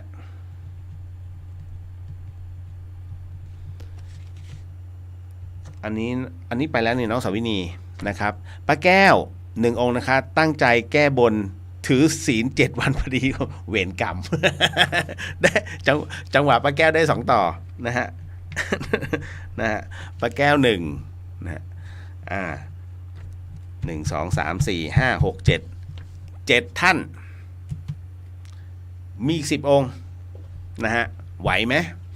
วัดกำลังใจกันเลยแล้วกันนะฮะมีเวลาอีก4 นาทีสุดท้ายฮะนี่บอกไว้ก่อนนะเพราะว่าผมมาเตรียมไว้ทั้งหมด17 องค์ด้วยกันว่ากันว่าอันนี้เป็นรุ่นล่าสุดที่เห็นอาจารย์หนุ่มบอกว่าตรงเนี้ยไม่เกี่ยวกับพระนะที่เขาวางขายเขาตีเป็นมูลค่ากันเรียบร้อยแล้วแต่ไม่บอกนะมูลค่าเท่าไหร่คุณนัทบอกว่าเทสแล้วค้างเลยค่ะ อาหารต้องเป็นมังสวิรัติด้วยไหมคะศีล 8ไม่ฮะเต็มที่นะฮะยกเว้นเนื้อสัตว์ที่องค์พระสัมมาสัมพุทธเจ้าท่านห้ามนะฮะ10 อย่างด้วยกันแต่ว่าเราดื่มน้ำหวานได้นะฮะนมเปรี้ยวได้นะครับถ้าคิดว่าเฮ้ยมันไม่ไหวจริงๆผมแนะนำนะอะโรเวราในน้ำเชื่อมฮะเป็นยานะว่านหางจระเข้นะฮะถ้าจะต้องอยากเขาเรียกพวกปรมัตถ์นะฮะพวกเนยกวนนะฮะหรือว่าเป็นพวกไม่ห้ามมีกระเทียมนะฮะห้ามมีกระเทียมแล้วก็หอมได้นะฮะหอมได้พวกผักที่เป็นสมุนไพรเนี่ยจัดการทอดนะฮะทอดนี่ทอดน้ำนะอย่าไปทอดน้ำมันนะคุณ นะหรือว่าทำการย่างนะฮะเอามายำด้วยกันนะฮะแล้วก็ถ้าจะปรุงต้องปรุงทุกอย่างให้เป็นสมุนไพรเขาเรียกเลี่ยงแต่ว่าครูบาอาจารย์น่ะท่านใช้ฉันแบบนั้นจริงๆอย่างใบไม้ก็พวกชะพลูเพราะมันเป็นเหมือนกับตัวฟอกเลือดถูกไหมฮะมังคุดไม่ได้มังคุดใช้จริงๆมังคุดเป็นยาวิเศษนะคุณนะฮะผลและเปลือกมันเนี่ยถ้าคุณส้นเท้าแตกขออภัยนะฮะส้นเท้าชาวบ้านเขาเรียกส้นตีนเนี่ยมันแตกคนโบราณเนี่ยเวลาเขาเดินนะฮะแล้วเขาลงเท้าเนี่ยกับพื้นดินไอ้ตัวส้นอันนี้มันส้นมือใช่ไหมตรงนี้ส้นมือนะฮะไอ้ตรงเนี้ยของเท้ามันจะแตกเป็นแบบง่ายๆคุณใช้เปลือกมังคุดอันนี้เป็นวิธีการตั้งแต่พุทธกาลเลยนะฮะเอามาฝนแล้วก็เอาตรงนี้ผสมน้ำนิดนึงแล้วป้ายถูทุกวันทาทุกวันมันจะกลับสภาพเลยฮะแล้วผิวนุ่มแล้วก็ถ้าเขาเรียกผิวแตกเนาะนะฮะประเภทหน้าหนาวแล้วก็ไปดังไฟหรือว่าโดนแสงแดดเผาเยอะๆแล้วมันจะแตกเป็นขลุยใช้เปลือกมังคุดฮะรูด อันเนี้ยนะฮะทำได้ อันนี้ก็บอกพิธีการมันนมถั่วเหลืองทานได้ไหมคะนมถั่วเหลืองเป็นกากนะฮะต้องกรองก่อนนะฮะวิธีกรองพวกอาหารแบบเนี้ยผมก็เพิ่งได้ความรู้มาเมื่องานของหลวงปู่สังที่ผ่านมาฮะพอดีกัลยาณมิตรก็คือพี่ท่านหนึ่งที่เปิดร้านกาแฟท่านฟังไม่ผิดฮะเปิดร้านกาแฟแต่ไม่คิดเงินงงไหมแกเปิดมาเพื่อทำบุญฮะให้ครูบาอาจารย์เนี่ยได้ฉันกันตรงนั้นเต็มที่แล้วเวลาท่านสั่งชามะนาวอย่างเงี้ยคือชามะนาวผมก็ไปดูวิธีการก็สงสัยทำไมพระท่านกล้าที่จะสั่งมะนาวที่นี่เพราะปกติแล้วพวกมหาผลเนี่ยพวกมีเม็ดเนี่ยท่านจะห้ามปรากฏว่าพี่เขาสอนวิธีการก็คือว่าเอาไอ้ตัวคุณเห็นตะแกรงว่าที่ใช้กรองพวกน้ำส้มคั้นนะฮะแกเอามาเจ็ดอันเอามาซ้อนกัน7 อันแล้วแกก็บีบพอคั้นมะนาวเสร็จปุ๊บเอามะนาวเทลงไปเป็นการกรองฮะตามพระวินัยนะฮะบอกเอาไว้ว่าพระท่านจะฉันอย่างน้ำส้มเนี่ยถ้าเป็นนอกเวลานะฮะหลังเพลไปแล้วเนี่ยจริงๆปกติห้ามฉันน้ำส้มสดนะเพราะถือว่าถ้าจะฉันได้ต้องกรองถึง7 ชั้นด้วยผ้าขาวบางคุณก็จะปวดหัวยังไงดีวะโอ้โหตั้ง7 ชั้นกว่าจะบีบกว่าจะคั้นตอนนี้มันมีก็คือไอ้ตัวกรองฮะแต่เขาเรียกกระชอนน่ะที่มันตาทีๆอ่ะเขาวางไว้7 ชั้นฮะผมก็สงสัยเฮ้ยแล้วมันจะไหลปรากฏมันไหลจริงๆนะมันก็ไหลเลยพระท่านก็ฉันได้เพราะท่านเห็นไงว่ากรอง7 ชั้นจริงๆตามพระวินัยเห็นไหมนี่คือวิธีการแต่ว่าเราไม่ต้องลำบากขนาดนั้นฮะผมจะหนักไปทางทานศีลภาวนาแค่นั้นอันนี้ก็คือเป็นอะไรที่ผลพลอยได้ของเราในเรื่องของการปฏิบัติแค่นั้นเลยหมดเวลาตามปัจจัยนะฮะเพราะฉะนั้นมีด้วยกัน7 ท่านนะครับป๋อมแปมมาว่าป๋อมแปมนะฮะป๋อมแปมกล้าหน่อยนะโอ้ปลุกแล้วนะดูนะน้องเป็นเจ้าของกิจการนะฮะก๋วยเตี๋ยวตีน้อยทำได้ไม่ต้องห่วงหรอกอันไหนที่สงสัยก็ส่งข้อความมาถึงพี่เลียวเดี๋ยวบอกให้ทำได้ทำไม่ได้นะคือถ้าไม่เริ่มจะไม่รู้นะฮะแต่ถ้าเริ่มแล้วเราจะรู้ทันทีว่าเฮ้ยมันดีจริงนะฮะท้าศีล8อย่างเงี้ยเล่าเห็นไหมไม่ต้องไปห่วงฮะอะไรมากมายอย่าไปซีเรียสถ้าเราคิดจะปฏิบัติไม่ต้องซีเรียสฮะแหมแค่นี้ซีเรียสไม่มีปัญหาฮะเอาข้อนี้ก่อนเลยไหมในเรื่องราวที่หลายๆท่านนะฮะถามมาคืออย่างนี้ในส่วน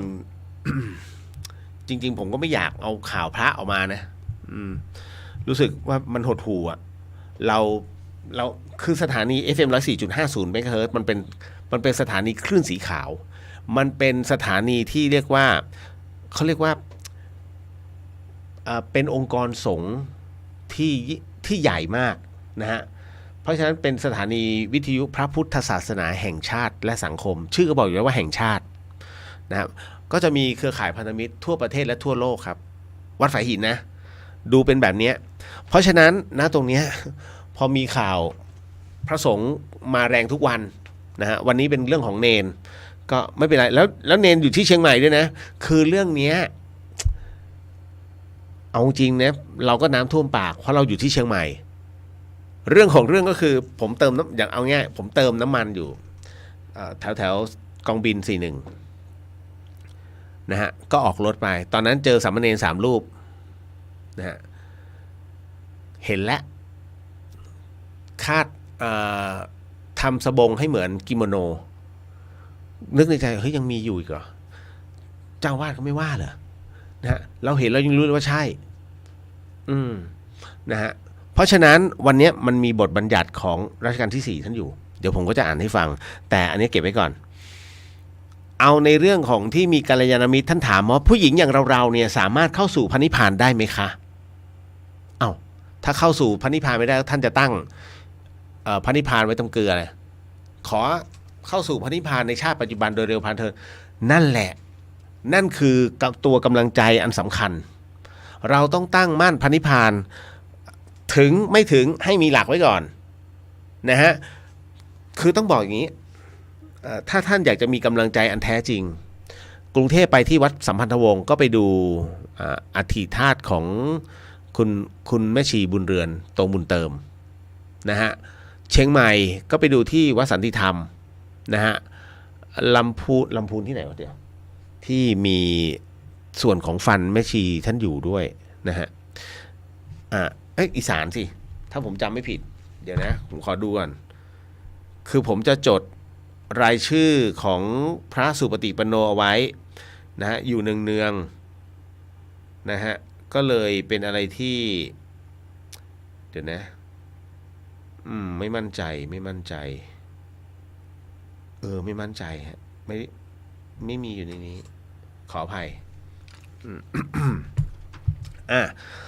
แต่ให้รู้ไว้นั่นแหละแล้วก็แม่ชีแก้วเสียงล้ำโอเยอะมากนะครับที่กระดูกท่านไปดูที่สันติธรรมฮะแล้วมีแบบเป็นคารวาสด้วยคารวาสเนี่ยคารวาสที่ไม่เป็นแม่ชีนะก็อยู่ที่หอพระธาตุของวัดสันติธรรมลองไปดูฮะเพื่อเป็นกำลังใจการไปดูพระธาตุนะเราดูเพื่อเป็นกำลังใจในการปฏิบัติดังนั้นเนี่ยที่ท่านถามผมมาในส่วนของว่าผู้หญิงอย่างเราสามารถเข้าสู่พระนิพพานได้ไหมได้ฮะได้ 100%ไม่ต้องมาแบ่งแยกชายหญิงนะฮะเพียงแต่ว่าผู้หญิงนั้นเนี่ยกว่าจะเข้าถึงพระนิพพานได้อะมันมีอุปสรรคเยอะมากท่านต้องใช้ความพยายามสูงมากเพราะว่าเป็นผู้ที่ต้องคำสาปอันเนื่องมาจากว่าสังเกตไหมที่ต้องคำสาปว่ามันคือธรรมชาติฮะที่ท่านประสงค์อารมณ์แบบนั้นแล้วก็ให้เกิดสภาวะปวดท้องทุกเดือนนะฮะคือจริงเรื่องนี้พอดีมีกัลยาณมิตรที่ไปพร้อมผมนะฮะในส่วนของไปกราบไหว้ครูบาอาจารย์เนี่ยเธอรู้สึกว่าการเกิดเป็นหญิงทรมานเหลือเกินก็พูดง่ายๆอ่ะก็เป็นประจำเดือนอ่ะทุกเดือนบางทีมันปวดท้องเราก็ไม่รู้สภาวะแบบนั้นนะถูกไหมเราเป็นผู้ชายไงแต่อันนี้พอจะรับทราบความทรมานของความเป็นหญิงก็เลยไปเรียนหลวงปู่นะฮะผมจำได้ที่ราชบุรีแล้วหลวงปู่ท่านเนี่ยวัดพระธาตุเขาน้อยจำได้แล้วหลวงปู่ท่านก็เลยแกถามว่าหนูไม่อยากเกิดเป็นหญิงแล้วหนูจะเป็นผู้ชายได้ไหม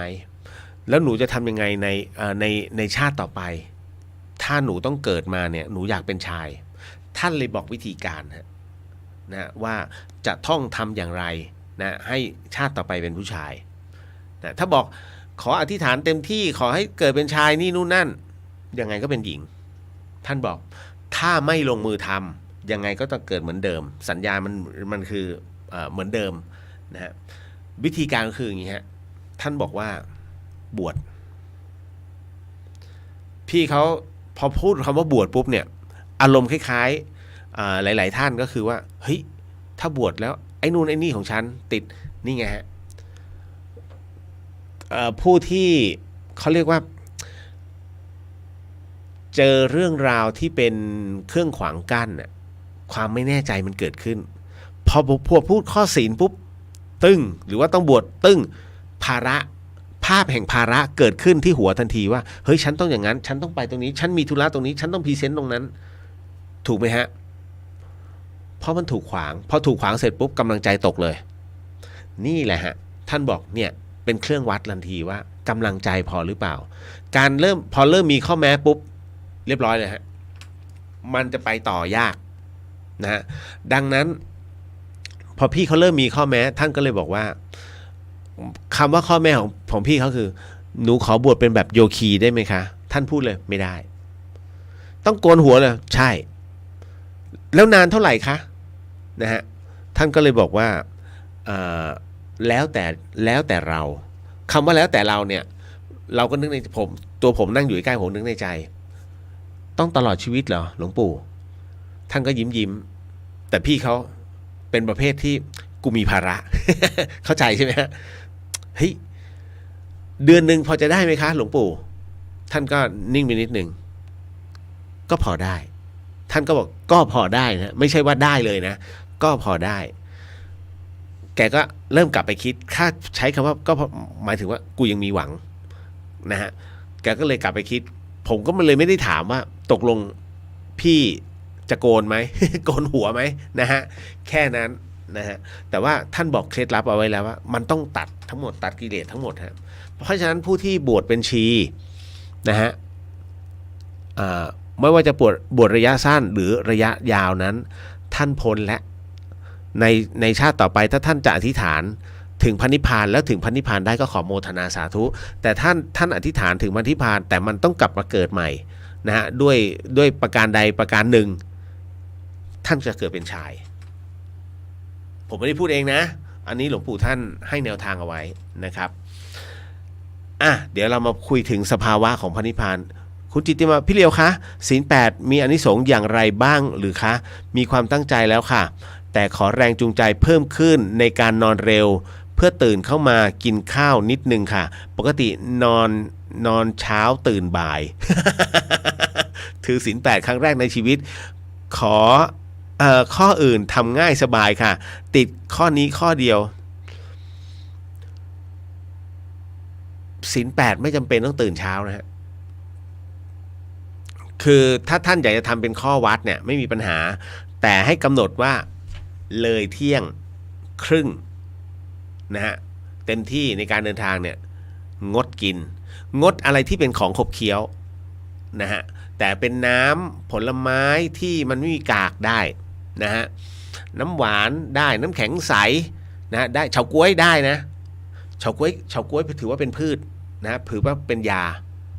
กินได้นะฮะแล้วก็ผลไม้เนี่ยยากนะฮะ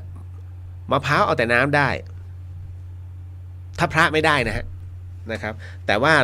เรามีความรู้สึกถ้าเราดื่มน้ำมะพร้าวเพื่อที่จะล้างลำไส้ตั้งปณิธานว่าล้างลำไส้ดื่มได้นะฮะแล้วก็อะไรล่ะดูอะไรที่มันเป็นยานะฮะได้หมดแล้วก็คือการที่เราสมทานเราตั้งใจในศีล 8นะคือศีลเนี่ยต้องบอกว่ามันไม่ใช่ข้อห้ามแต่ถ้าปฏิบัติได้จะดีมากด้วยอานิสงส์ของความเป็นศีล 8นั้นแน่นอนที่สุดฮะเป็นผู้ที่ถือมั่นในบทศีลนะตรงนั้นท่านเป็นโสดาบันชั่วขณะหนึ่งถ้าอย่างเคร่งครัดนะฮะถ้าอย่างเคร่งครัดนั่นคือท่านอยู่ในชั้นโสดาบันขณะหนึ่งก็คือ24ชั่วโมงอะอย่างน้อยกูเป็นโสดาบัน24ชั่วโมงว่ะ แต่นั่นต้องละอะไรหลายอย่างเพราะเดี๋ยวผมจะอธิบายให้ฟังนะพอถึงตรงนี้ด้วยอานิสงส์บุญตรงนี้ถ้าคนคือปุถุชนเนี่ยฮะนะฮะคนธรรมดาเนี่ยฮะหรือว่าคนทุศีลหมายถึงว่าประเภทไม่มีศีล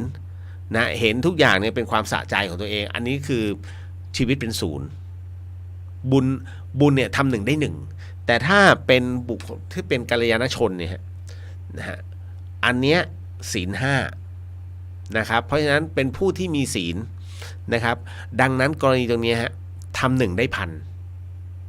นะทำ1ได้10,000แต่ถ้าเป็นผู้ที่ถือศีลอย่างเคร่งครัดเป๊ะมากถึงโสดาบันนะก็คือโดยเฉพาะอย่างยิ่งศีล 8มันเร่งผลบุญตรงนี้เมื่อคุณเก็บผลบุญได้เยอะเขาเรียกเป็นวันทวีคูณในส่วนของการอธิษฐานอยากจะทำอะไรนี่นู่นนั่นมันสามารถทำได้ผมมีตัวอย่างป้าวันดีเคยทำงานให้ที่ธรรมสถานนะฮะแล้วปรากฏว่าป้าวันดีเนี่ยแม้อยู่ใกล้ธรรมสถานแต่ยังไกลในเรื่องของการนับถือพระพุทธศาสนาอันเนื่องมาจากว่า1หลวงพี่ภัสกรไม่ค่อยได้อยู่ธรรมสถานเชียงใหม่นะเพราะฉะนั้น2ก็คือครูบาอาจารย์ที่มาเนี่ยมาแวบๆไม่ได้สอนอะไรเลยแล้วก็ไปประกอบศาสนกิจของท่านเพราะฉะนั้นธรรมสถานจึงมีแค่ตอนนั้นมีแค่น้องเนนก็คือ หลวงพี่เขมปัจจุบันนะช่วงนั้นป้าดีก็ได้แค่เป็นแม่บ้านทำความสะอาดแกจะประสบปัญหามากมายในชีวิตจนกระทั่งด้วยแกมีลูกสาว2 คนนะแล้วจากนั้นเสร็จปุ๊บหลังจากที่ป้าดีนั้นแกมาอยู่บ้านเต็มตัวลูกสาวเนี่ยคนหนึ่งทำงานที่ภูเก็ตอีกคนหนึ่งก็ทำงานธุรกิจส่วนตัวก็คือตอนรับจ้างค้าขายนั่นแหละทั้ง2 คนเนี่ยประสบปัญหาพอสมควรป้าดีผู้เป็นแม่หลังจากที่ขอกลับมาอยู่ที่บ้านแกก็ไปปฏิบัติธรรมที่วัดเจติยบรรพต7 วันวันที่7หลังจากนั้นแกอธิษฐานแกไม่ได้อธิษฐานสำหรับตัวนะอธิษฐานสำหรับลูกของปัญหาของลูกสาวคนโตกับลูกสาวคนเล็กนะก็ขอให้ชีวิตอย่าได้ติดอุปสรรคแล้วแกก็กลับมาคุณเชื่อไหมหลังจากที่กลับมาถึงบ้านเสร็จปุ๊บลูกสาวแกที่เคยติดขัดเรื่องของหน้าที่การงานเนี่ยนะฮะราบรื่นนะส่วนลูกสาวคนเล็กนะก็ประสบปัญหาเหมือนกันประสบปัญหาชีวิตก็แก้ไขปัญหาได้ล่าสุดนะฮะแกบอกว่านี่ก็เพิ่งกลับมานะฮะเพิ่งกลับมาจากกับปฏิบัติธรรม3 วันนะฮะศีล 8 เปี้ยห่มขาวนะแกก็บอกว่าตอนนี้ลูกสาวแกคนโตไอ้เจ้านกเนี่ยก็ได้งานและตอนแรกก็ประสบปัญหาคือตำแหน่งมันตันก็เลยอยากย้ายโรงแรมแต่คราวนี้มันก็เกรงๆว่าจะได้ไม่ได้แกอธิษฐานฮะขอให้ลูกสาวเนี่ยนะฮะขอให้ได้งานได้จริงอันดับ1ด้วยนะฮะผลของบุญของแกแล้วลูกสาวคนที่2ไอ้เจ้านุชกู้แบงค์ติดขัดแรกๆติดขัดพอปฏิบัติธรรมจบปุ๊บไปขอกู้แบงค์ผ่านฉลุยทุกขั้นตอนฮะก็เป็นเรื่องที่แปลกผมเลยบอกเป็นไงป้านะฮะรู้หรือยังว่าเรื่องของอานิสงส์น่ะมันส่งผลทันทีเชื่อแล้วค่ะนะฮะเชื่อมาตั้งนานแล้วค่ะเชื่อตั้งแต่ครั้งที่ไปปฏิบัติธรรมครั้งแรกแล้วนะนั่นคือเหตุการณ์ที่ผมเล่าให้ฟังในเรื่องของอานิสงส์นี่คือสดๆร้อนๆวันนี้เลยฮะที่นั่งคุยกันอยู่นะฮะก็เลยบอกว่าเนี่ยบอกป้าเขาไว้ให้รับรู้แล้วก็ผมก็เลยบอกว่าอย่าลืมงานผมขึ้นมาด้วย นะฮะก็แกก็รับปากอันนี้คืออานิสงส์ที่พี่เหลียวเล่าให้ฟังนะฮะจริงๆมันมีอะไรอีกมากมายเป็นสิ่งดีๆที่เข้ามาในชีวิตอยู่แล้วฮะเฉาก๊วยเคี้ยวได้หรือคะถ้ากินเฉาก๊วยถือเป็นยาอันเนี้ยของภาคเหนือนะบางที่เนี่ยประหนึ่งว่าไอ้ต้นเฉาก๊วยมันมีผลในเรื่องของเขาเรียกอะไรนะขับเบาใช่ไหมนะฮะแล้วก็เป็นฤทธิ์เย็นนะเหมือนกับอะโลเวล่านะฮะเคี้ยวได้ครับนะเคี้ยวได้เพราะไม่งั้นครูบาอาจารย์เนี่ยท่านฉันปรมัตถ์ไม่ได้นะฮะเพราะผมอะสงสัยตั้งแต่หลวงปู่ท่อนสาธุหลวงปู่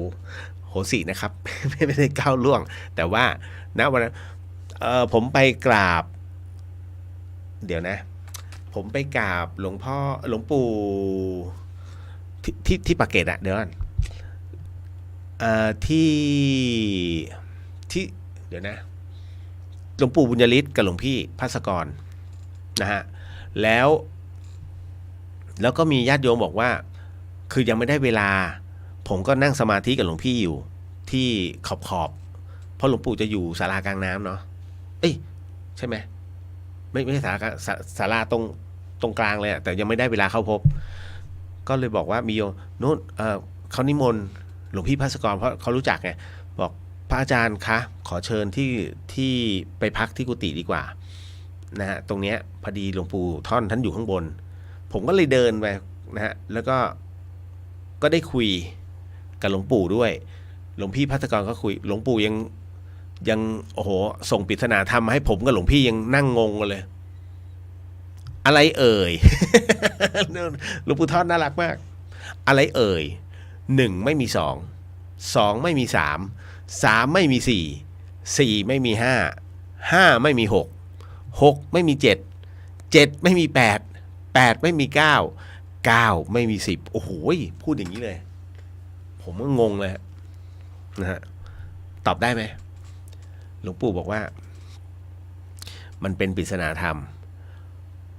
เอาแค่1ไม่มี2เนี่ยอันเนี้ยงงแต่พอ2ไม่มี3ปุ๊บมันได้ทันทีนะ1ไม่มี2เนี่ยตอบไม่ได้2ไม่มี3ก็ตอบไม่ได้แต่พอ3เนี่ยเริ่มได้แล้วหลวงพี่ได้นะฮะรู้ไหมฮะอะไร1ไม่มี2พระพุทธเจ้า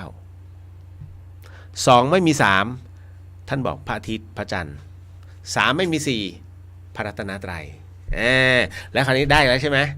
นะ4ไม่มี5อริยสัจ4เนี่ยเริ่มได้ก็จะไปเรื่อยๆ เห็นไหม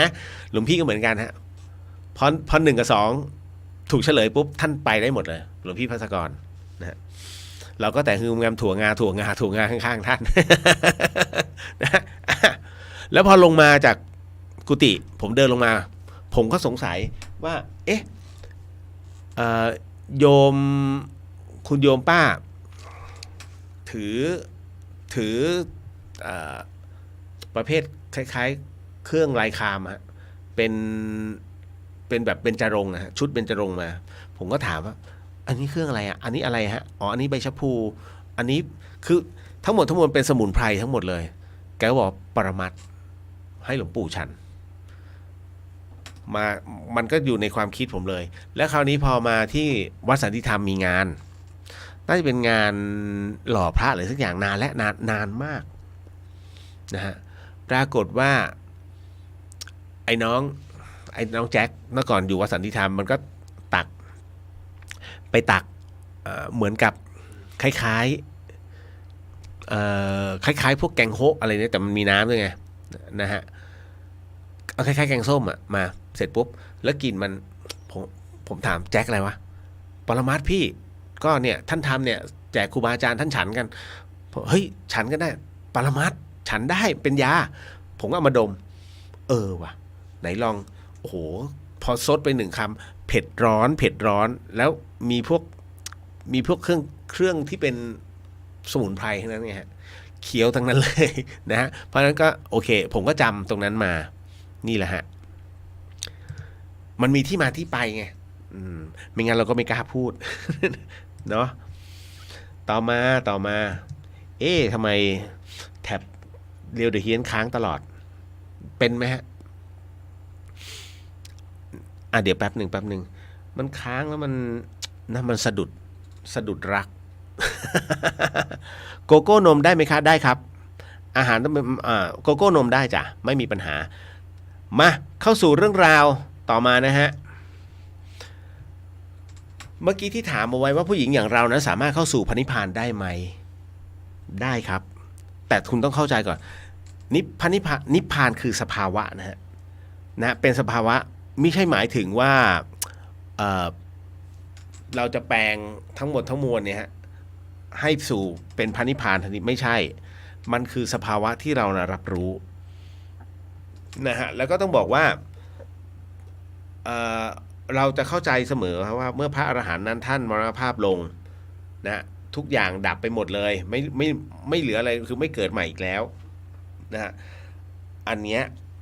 นะฮะนั่นคือสภาวะของพระนิพพานก็คือการไม่เกิดไปสู่แดนตรงนั้นเราชาวพุทธมีความเชื่อเช่นนั้นนะฮะแต่พอเอาเข้าจริงๆแล้วเนี่ยนะฮะสภาวะของพระนิพพานนั้นคือสภาวะแห่งความว่างแน่นอนที่สุดพระพุทธเจ้านั้นท่านแบ่งเอาไว้ด้วยกันนะด้วยเส้น4ระดับการไปสู่พระนิพพานได้นะโดยที่เราต้องมาในระดับแรกคือสู่พระโสดาบันก่อนจากพระโสดาบันไปถึงสกิทานะสกิทาคามีอนาคามีแล้วก็ไปถึงความเป็นพระอรหันต์หรือว่าความเป็นอรหันต์ก็คือเป็นผู้ที่ดับกิเลสได้โดยสิ้นเชิงทั้งหมดทั้งมวล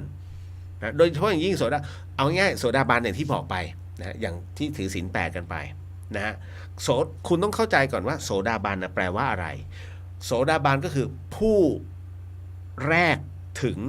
นะฮะผู้แรกถึงกระแสธรรมนี่คือความเป็นโสดาบันนะฮะโดยการที่ละสังโยชน์นะสังโยชน์3ตัว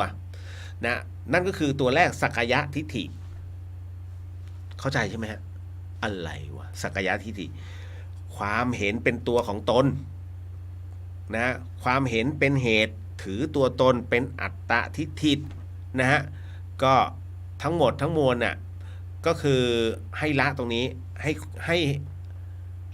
ห้เห็นความเป็นอัตตาความเป็นตัวตนน่ะคุณพยายามเข้าใจลดความเป็นตัวตนลงหน่อย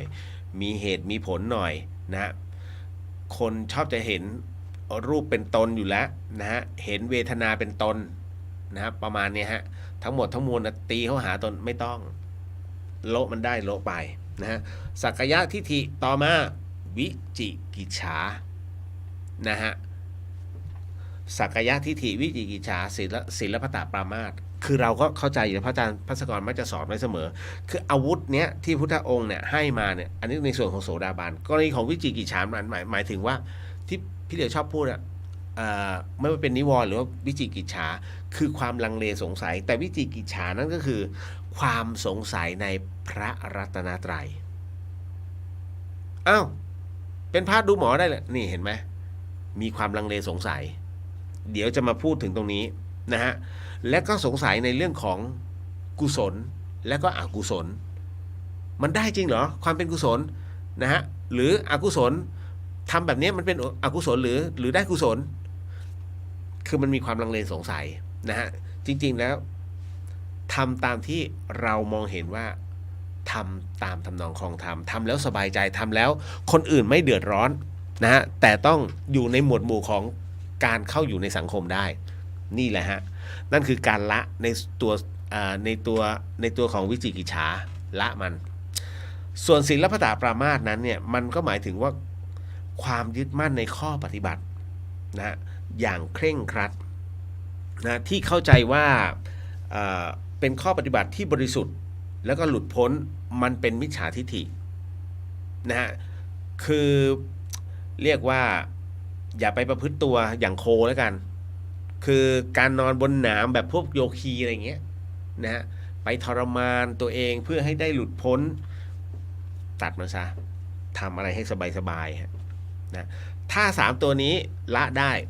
นะครับนี่คือโสดาบันผมเชื่อมั่นว่าหลายๆท่านเนี่ยเข้าใจอยู่แล้วนะฮะเพราะว่าหลายๆท่าน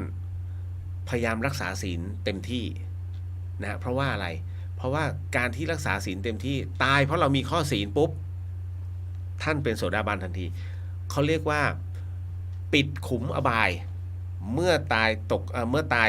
ยลงปิดขุมอบายแล้วเตรียมบำเพ็ญต่อนะฮะต่อมาในส่วนของสกิทาคามีหรือว่าสกทาคามีที่เราชอบอ่านจริงๆก็คือสกิทาคามีนั่นแหละนะคือต้องบอกว่าสกิทาคามีเนี่ยเรียกว่าจะเป็นผู้ที่เหมือนจะต้องมาเกิดอีกครั้งเดียวก่อนที่จะเป็นอริยบุคคลนะฮะพอถึงตรงนี้ต้องบอกว่าการที่มาเกิดอีก1ครั้งเพื่อจะต้องทำการปฏิบัตินะเพื่อที่ต้องทำการปฏิบัติเข้าสู่สภาวะของความเป็นการหลุดพ้นเป็นอรหันต์ได้หรือเข้าสู่พระนิพพานได้ต้องละอีกนะก็ต้องละต่อไปอีกแต่ละได้อย่างไรจริงๆแล้วสกิทาคามีเนี่ยฮะบางทีก็ไม่จำเป็นต้องมาเกิดในโลกมนุษย์แต่เกิดในเทวโลกคือโลกของเทวดาไงไปทำบารมีต่อตรงนั้นได้เลยฮะจนเข้าสู่ความเป็นอรหันตผลนะฮะผลของการบำเพ็ญนั้นเนี่ยสามารถขึ้นสู่ความเป็นพระอรหันต์ได้เลยแน่นอนที่สุดฮะตรงนี้ต้องละสังโยชน์อีก3ตัวเป็นสังโยชน์เบื้องต่ำสังโยชน์ตัวนี้ที่ท่านต้องละก็คือกามราคะนะฮะความพอใจในกามที่ผมบอกว่าผมเนี่ยละไม่ได้คือเรื่องกามรูปรสกลิ่นเสียงสัมผัสธรรมารมณ์นะสิ่งที่น่าพอใจที่ทำให้เราพอใจมันยังละได้ไม่หมดหรอกคุณแต่ว่าอย่าหลอกตัวเองนะฮะคือตราบใดก็ตามที่เราคือมนุษย์เดินดินแน่นอนที่สุดแม้กระทั่งบางคนตกหลุมเป็นผ้าขาวฮะเป็นผ้าขาวโอ้เคร่งมาตั้งนานแต่ไปตกหลุม โอ้ท่านบรรลุแล้วนะหน้าตาผ่องใสวันนี้เป็นไงจิตใจแจ่มใสใช่ไหมโอ้นี่แหละจิตใจแจ่มใสแบบนี้แหละท่านเนี่ยครับโมทนาสาธุไปยินดีไปยินยอมนะตรงนั้นนี่เห็นไหมมาถึงเสียงไปยินดีพอใจในคำป้อยอเพี้ยนเลยนี่แหละฮะต้องลดละให้ได้คือตัวนี้มันเป็นตัววัดนะฮะในส่วนของการราคะต่อมาตัวปฏิฆะก็คืออะไรก็ตามที่มันมากระทบใจเราและเกิดความพยาบาทนะฮะลดให้ได้ดูเลี้ยวดีมันเดินโอ้โหหน้ามันก็ดีอะดูดิตูดเบลออะไรเงี้ยเป็นต้นโอ้โหเราตอนแรกมันก็ชมดีเว้ยแหมเพราะชมเรื่องตูดจบเลยกู ในใจรู้สึกด่ากลับเรียบร้อยเลยฮะเห็นไหมในเรื่องของตรงนี้เราต้องละให้ได้นี่ฮะถ้าละ2ตัวนี้ได้นะครับเพราะฉะนั้นตอนนี้กี่ตัวแล้วฮะ5ตัวถูกไหมสักกายทิฏฐิวิจิกิจฉาศีลพัตตปรามาสกามราคะปฏิฆะ5ตัวขั้นอนาคามาถึงอีกอันนึงเป็นเรื่องของสกิทานะฮะเมื่อกี้แล้วเรามาเข้าถึงในเรื่องของอนาคาคือผู้ไม่มาเกิดอีกแล้วแปลว่าผู้ไม่มาเกิดอีกความหมายก็คือไม่กลับมาเกิดในกามวจรภพแห่งกามนะไม่เกิดแล้วฮะแต่ไปเกิดในอีกทีก็คือพรหมโลกเลยจากพรหมโลกนั้นทำต่ออีกนิดเดียวบรรลุเป็นพระอรหันต์สู่พระนิพพานเพราะฉะนั้นในกรณีตรงนี้เนี่ยการเป็นพระอนาคามีนะฮะท่านจึงแบ่งไว้ด้วยกัน5ประการนะฮะณตรงนี้ที่ต้องทำการละให้ได้ก็คือในส่วนของรูปราคะอรูปราคะถูกไหมฮะรูปราคะหมายถึงอะไรความพอใจในรูปฌานนะฮะก็ต้องบอกก่อนว่าต้องพอใจในรูปภพนะหรือว่ารูปอันปราณีตเนี่ยฮะณตรงนี้ต่อมาอารูปราคะนั่นหมายถึงว่าความพอใจในตัวอรูปฌานนะหรือว่าความพอใจในอรูปธรรมนะอย่างเช่นความรู้นะแล้วก็ความพอใจในอรูปภพนั่นเองส่วนมานะแน่นอนฮะตัวเนี้ยนะครับที่เราบางคนได้ยินเฮ้ยเราเป็นคู่ที่มีมานะคืออะไรอ่ะนะความอดทนนะความสำคัญตนเป็นนี่นู่นนั่นนะอย่าได้ไปสำคัญตนแบบนั้นนะฮะมานะแล้วมาอุทธัจจะจิตมันฟุ้งอุทธัจจะอวิชชาคือความไม่รู้นะก็คือมันรู้ไม่จริงนะมันเขาเรียกอวิชชาเพราะฉะนั้นดังนั้นทั้งหมดทั้งมวลสังโยชน์10นะฮะเข้าใจใช่ไหมก็คือถ้าละสังโยชน์ทั้ง10ตัวได้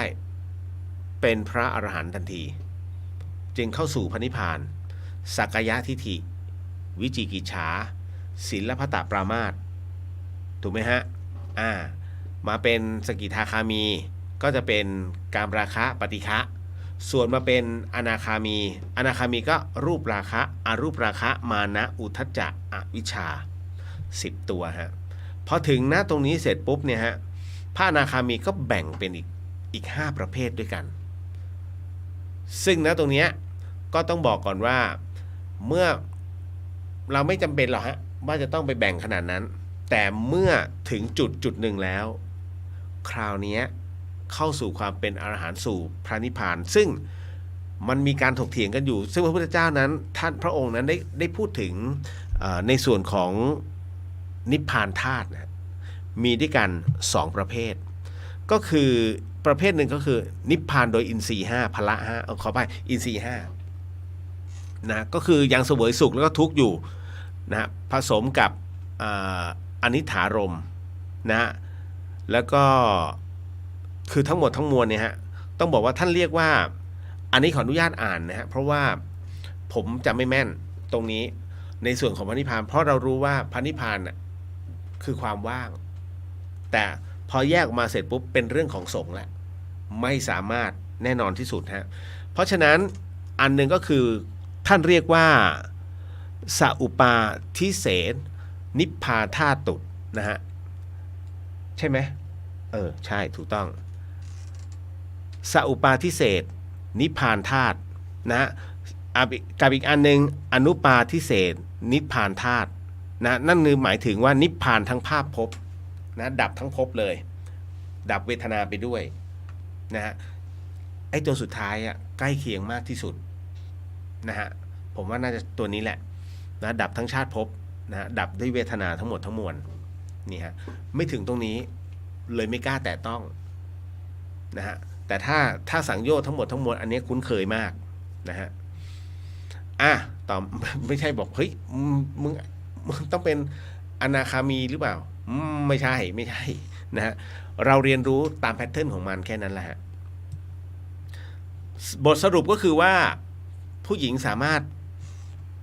บรรลุได้นะครับเป็นพระอรหันต์ได้นี่ขนาดข้อแรกนะคุณเอ้ยอันนี้เก็ตนะครับเอาไว้ผมไม่ได้ครึ่งของหลวงพี่ภาสกรนะนะเอาไว้เดี๋ยวเป็นพระเหลืองเรามาว่ากันแล้วเรามาร่วมกันปฏิบัตินะฮะนำเองเลยต่อมาอันนี้เข้าสู่เรื่องราวของความเป็นคฤหัสถ์แล้วนะฮะคุณจัญญาบอกขอบคุณค่ะจะได้มีทางออกถือศีล 8ได้ค่ะสาธุครับโมทนาสาธุเดี๋ยวนะรับได้ไหมหนึ่งองค์จะได้ลงชื่อในนี้ไม่มีใช่ไหม นะฮะต่อมาพี่ครับคุณพ่อผมขับรถชนหมาแม่ลูกอ่อนท่านเสียใจมากๆแล้วลูกมันยังเล็กครับคือมีคนให้อาหารหมาฝั่งตรงข้ามแล้วหมาตัวนี้มันคงหิวครับพี่มันเลยวิ่งข้ามถนนมาเพื่อจะมากินนะฮะมันตัดหน้ารถคุณพ่อก็เลยชนมันเราจะทำยังไงดีฮะพ่อผมคิดมากด้วยโอ้โหตายแล้วคุณผู้ฟังเข้าใจใช่ไหมฮะกรรมตัวนี้คือคนทำบาปจริงๆคือใครคนให้อาหารหมาแต่เป็นบาปอันไม่สำเร็จนะฮะคนทำกรรมตัวนี้คือคนที่เอาอาหารไปให้หมาจรจัดคือท่านจำได้ไหมฮะกฎแห่งสมดุลโลกนะฮะคิดก่อนทำนะไม่คิดก่อนทำคิดแล้วทำไม่คิดแต่ทำนะฮะคิดแล้วไม่ทำคิดแล้วทำอันนี้โอเคแต่กรณีตรงนี้คือคิดแล้วไม่ทำนะฮะนั่นหมายถึงว่าฉันให้อาหารหมาแต่คาดไม่ถึงหรอกว่าเฮ้ยมันจะมีอีกฝั่งหนึ่งที่มันวิ่งมามันก็เหมือนกับคล้ายๆกับคนที่ทำกรรมโดยไม่รู้ตัวนะฮะกินกล้วยจำได้ไหมฮะกินกล้วยเสร็จปุ๊บโยนเปลือกกล้วยไปวันหนึ่งคุณยายแล้วพอดีคุณยายเดินมาเหยียบนะฮะเหยียบเปลือกกล้วยลื่นหกล้มหัวฟาดพื้นตายถามว่าเขามีเจตนาไหมคนนั้นเขาไม่ได้มีเจตนาแต่มันเกิดขึ้นแล้วนะกรรมที่มิได้ตั้งใจนะครับเพราะฉะนั้นเนี่ยอันนี้คือได้รับไปตัวเศษกรรมนะเดี๋ยวกรรมจะไปตกของคนที่เขาให้อาหารสุนัขจรจัดถ้าผมไปพูดงี้นะฮะแต่จริงๆแล้วเนี่ยอธิบายก่อนนะครับกรณีตรงนี้ฮะคุณผู้ฟังน้องเขาบอกว่าคุณพ่อผมขับรถชนหมาแม่ลูกอ่อนท่านเสียใจมากเพราะว่าเห็นว่าลูกมันยังเล็กแล้วมีคนเนี่ยเพราะว่าสาเหตุคือมีคนเอาอาหารมาให้หมาจรจัดนะฮะฝั่งตรงข้ามและไอ้ตัวนี้มันคงหิวมันก็เลยข้ามถนนมาตัดหน้ารถพ่อพอดีก็เลยชนมันต้องบอกนิดนึงครับบอกคุณพ่อนะครับว่ากรรมเนี่ยมันประกอบไปด้วยเจตนาเป็นหลักคุณพ่อไม่ได้เจตนานะฮะแต่มันเกิดขึ้นแล้วด้วยที่หมาตัวเนี้ยมันตายนะฮะกรณีตรงนี้ต้องบอกก่อนว่าแยกประเด็นก่อนนะฮะหมาตัวเนี้ยหมาแม่ลูกอ่อนตัวเนี้ยมันมารับกรรมนะฮะส่วนคุณพ่อน้องคือเจ้ากรรมนายเวรของมันทำไมจึงเป็นเช่นนั้นฮะมันข้ามมาเนี่ยมันไม่รู้หรอกว่าอะไรความตายกำลังจะมาเยือนแล้วคุณพ่อเนี่ยขับรถไปคุณพ่อเองก็ไม่รู้ว่าอะไรต่อไปนี้ในบัดดลเนี้ยมันจะเกิดขึ้น 2เหตุการณ์มันมาบรรจบกันโดยที่แต่ละคนไม่ได้ตั้งใจหมาก็ไม่ได้จงใจที่จะวิ่งให้รถชนมันจะเข้าไปกินข้าวแต่เราเองขับรถไปเนี่ยเราก็ไม่ตั้งใจว่าเฮ้ยมันจะมีอะไรมาตัดหน้าก็ไปตามสถานการณ์เพราะฉะนั้นเมื่อความไม่ตั้งใจเกิดขึ้นแต่มันเกิดเหตุขึ้นเราคือเจ้ากรรมนายเวรอันเก่าของเขาส่วนหมาตัวนี้มันมารับกรรมที่มันเคยทำกับท่านเอาไว้นะฮะการเกิดเหตุนี้เป็นเพราะว่ากรรมมันลิขิตฮะคุณผู้ฟังกรรมมันลิขิตเนี่ยโดยประมาณเลยมันถึงมาประจวบเหมาะทันทีเพราะฉะนั้นนะตรงนี้ถามว่าคุณพ่อน้องเนี่ยเป็นผู้ก่อกรรมไหมมิได้ตั้งใจหรือมีเจตนาการที่มิได้ตั้งใจอันเกิดจากความไม่มีเจตนานี่แหละนะฮะมันทำให้ตัวกรรมนั้นเขาเรียกว่ามันไม่ครบองค์ประกอบแต่เหตุมันเกิดขึ้นอย่างไรลูกที่ยังหลงเหลืออยู่เนี่ยมันจะกินอะไรต่อถูกไหมฮะถ้าเป็นไปได้แนะนำว่ากลับไปรับผิดชอบลูกๆมันนะฮะจะดีมากแล้วจากนั้นนะฮะก็แน่นอนที่สุดฮะเข้าสู่กระบวนการส่งบุญนะทำบุญให้เขาเพราะทั้งหมดทั้งมวลเนี่ยมันเกิดจากตัวกรรมที่มันมันต้องมาชดใช้มันเป็นกรรมที่ลิขิตแต่ถ้าเราฝืนได้ล่ะฝืนได้ก็จะดีฮะเพราะถ้ารู้ล่วงหน้าแต่มันไม่มีใครหรอกที่สามารถรับรู้ล่วงหน้าได้ทันทีทันใดส่วนคนที่ให้ข้าวหมาเขาให้ด้วยเจตนาอันบริสุทธิ์เพราะเห็นว่าภาพรวมมันมากินให้อิ่มแต่แกลืมดูว่ายังมีไอ้ตัวข้างหลังเนี่ยที่มันก็หิวเช่นกันนะฮะก็ต้องระมัดระวังก็ต้องดูให้รอบคอบแหละนะฮะเก็ตนะฮะพอดีวันนี้น้องท่านหนึ่งส่งเรื่องนี้มาให้แป๊บหนึ่งนะฮะคุณผู้ฟังเป็นเรื่องข่าวฮะนะฮะเอาซะหน่อยนะนิดนึงฮะน้องบอกว่าพี่เลียวอ่านข่าวนี้หรือยังมีความเห็นของฝ่ายชายว่ายังไงบ้างเรื่องของภิกษุณีปลายฮะนะฮะหรือว่าหมอปลายพลายกระซิบหมอดูชื่อดังได้เคลื่อนไหวเมื่อวันที่30มกราคมที่ผ่านมาโพสต์ภาพที่ตนเองนั่งอยู่บนรถเข็นในโรงพยาบาลโดยมีผ้าพันบริเวณข้อเท้าทำให้ชาวเน็ตหลายรายนั้นเข้ามาคอมเมนต์ให้กำลังใจกันเป็นจำนวนมากโดยโพสต์ดังกล่าวนั้นภิกษุณีปลายระบุว่าร่วงอีกรอบเรื่องเบาๆถึงไม่ใช่แฟนแต่รับกรรมแทนลูกดวงก็ได้ใครทำบุญก็กรวดน้ำให้หลวงพี่ด้วยนะจ๊ะชะตากรรมหมอดูรักคุณรักทุกคนจ้านะฮะทั้งนี้ทางด้านบอลอัศนัยนะฮะเดี๋ยวนะน้องเขาเดี๋ยวนะคือผมเคยเจอน้องเขาครั้งหนึ่งตอนไปภาคงานให้นะฮะแสงสีเสียงที่สระแก้วทั้งนี้ทางด้านบอลอัศนัยนักแสดงชื่อดังเนี่ยก็ได้เข้ามาคอมเมนต์โพสต์ของภิกษุณีปลายระบุว่าในทางพุทธศาสนาคำสอนพระพุทธเจ้าตรัสว่าสัตว์โลกย่อมเป็นไปตามกรรมหมายถึงทุกคนมีกรรมเป็นของตนเองครับไม่มีใครรับกรรมแทนกันได้ณปลายนะฮะน้องก็ถามว่าพี่เลียวมีความคิดเห็นยังไงพี่เลียวจะตอบว่าอย่างที่น้องบอลเขาพูดถูกครับนะฮะทุกคนนั้นมีกรรมเป็นของตนเองจำได้ไหมฮะที่ผมบอกว่า4อย่างที่องค์พระสัมมาสัมพุทธเจ้านั้นท่านไม่สามารถจะช่วยใครได้หนึ่งในนั้นคือเรื่องกรรมนะฮะ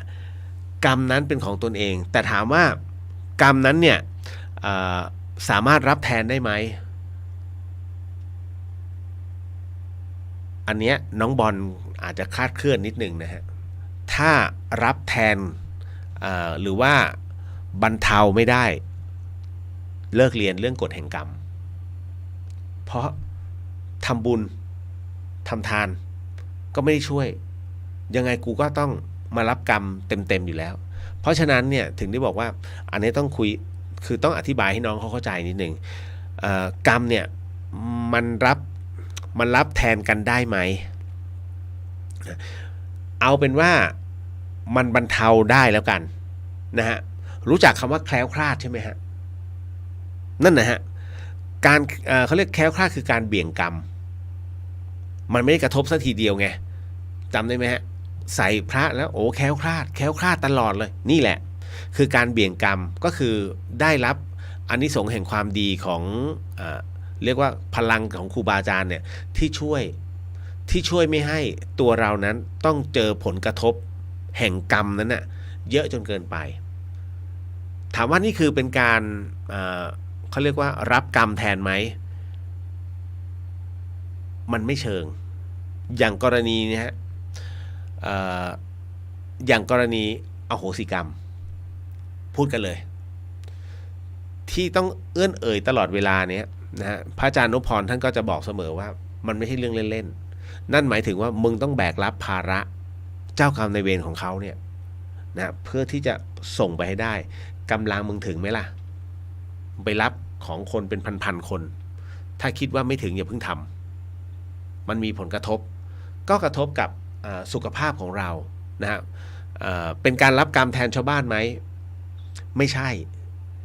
นะฮะแต่มันเกิดผลกระทบเอฟเฟกต์ที่เรากำลังเขาเรียกกำลังมันตกก่อนที่จะส่งนะเรดาร์มันอ่อนนะกรณีตรงนี้ที่ทำพิธีโอสิกรรมแล้วก็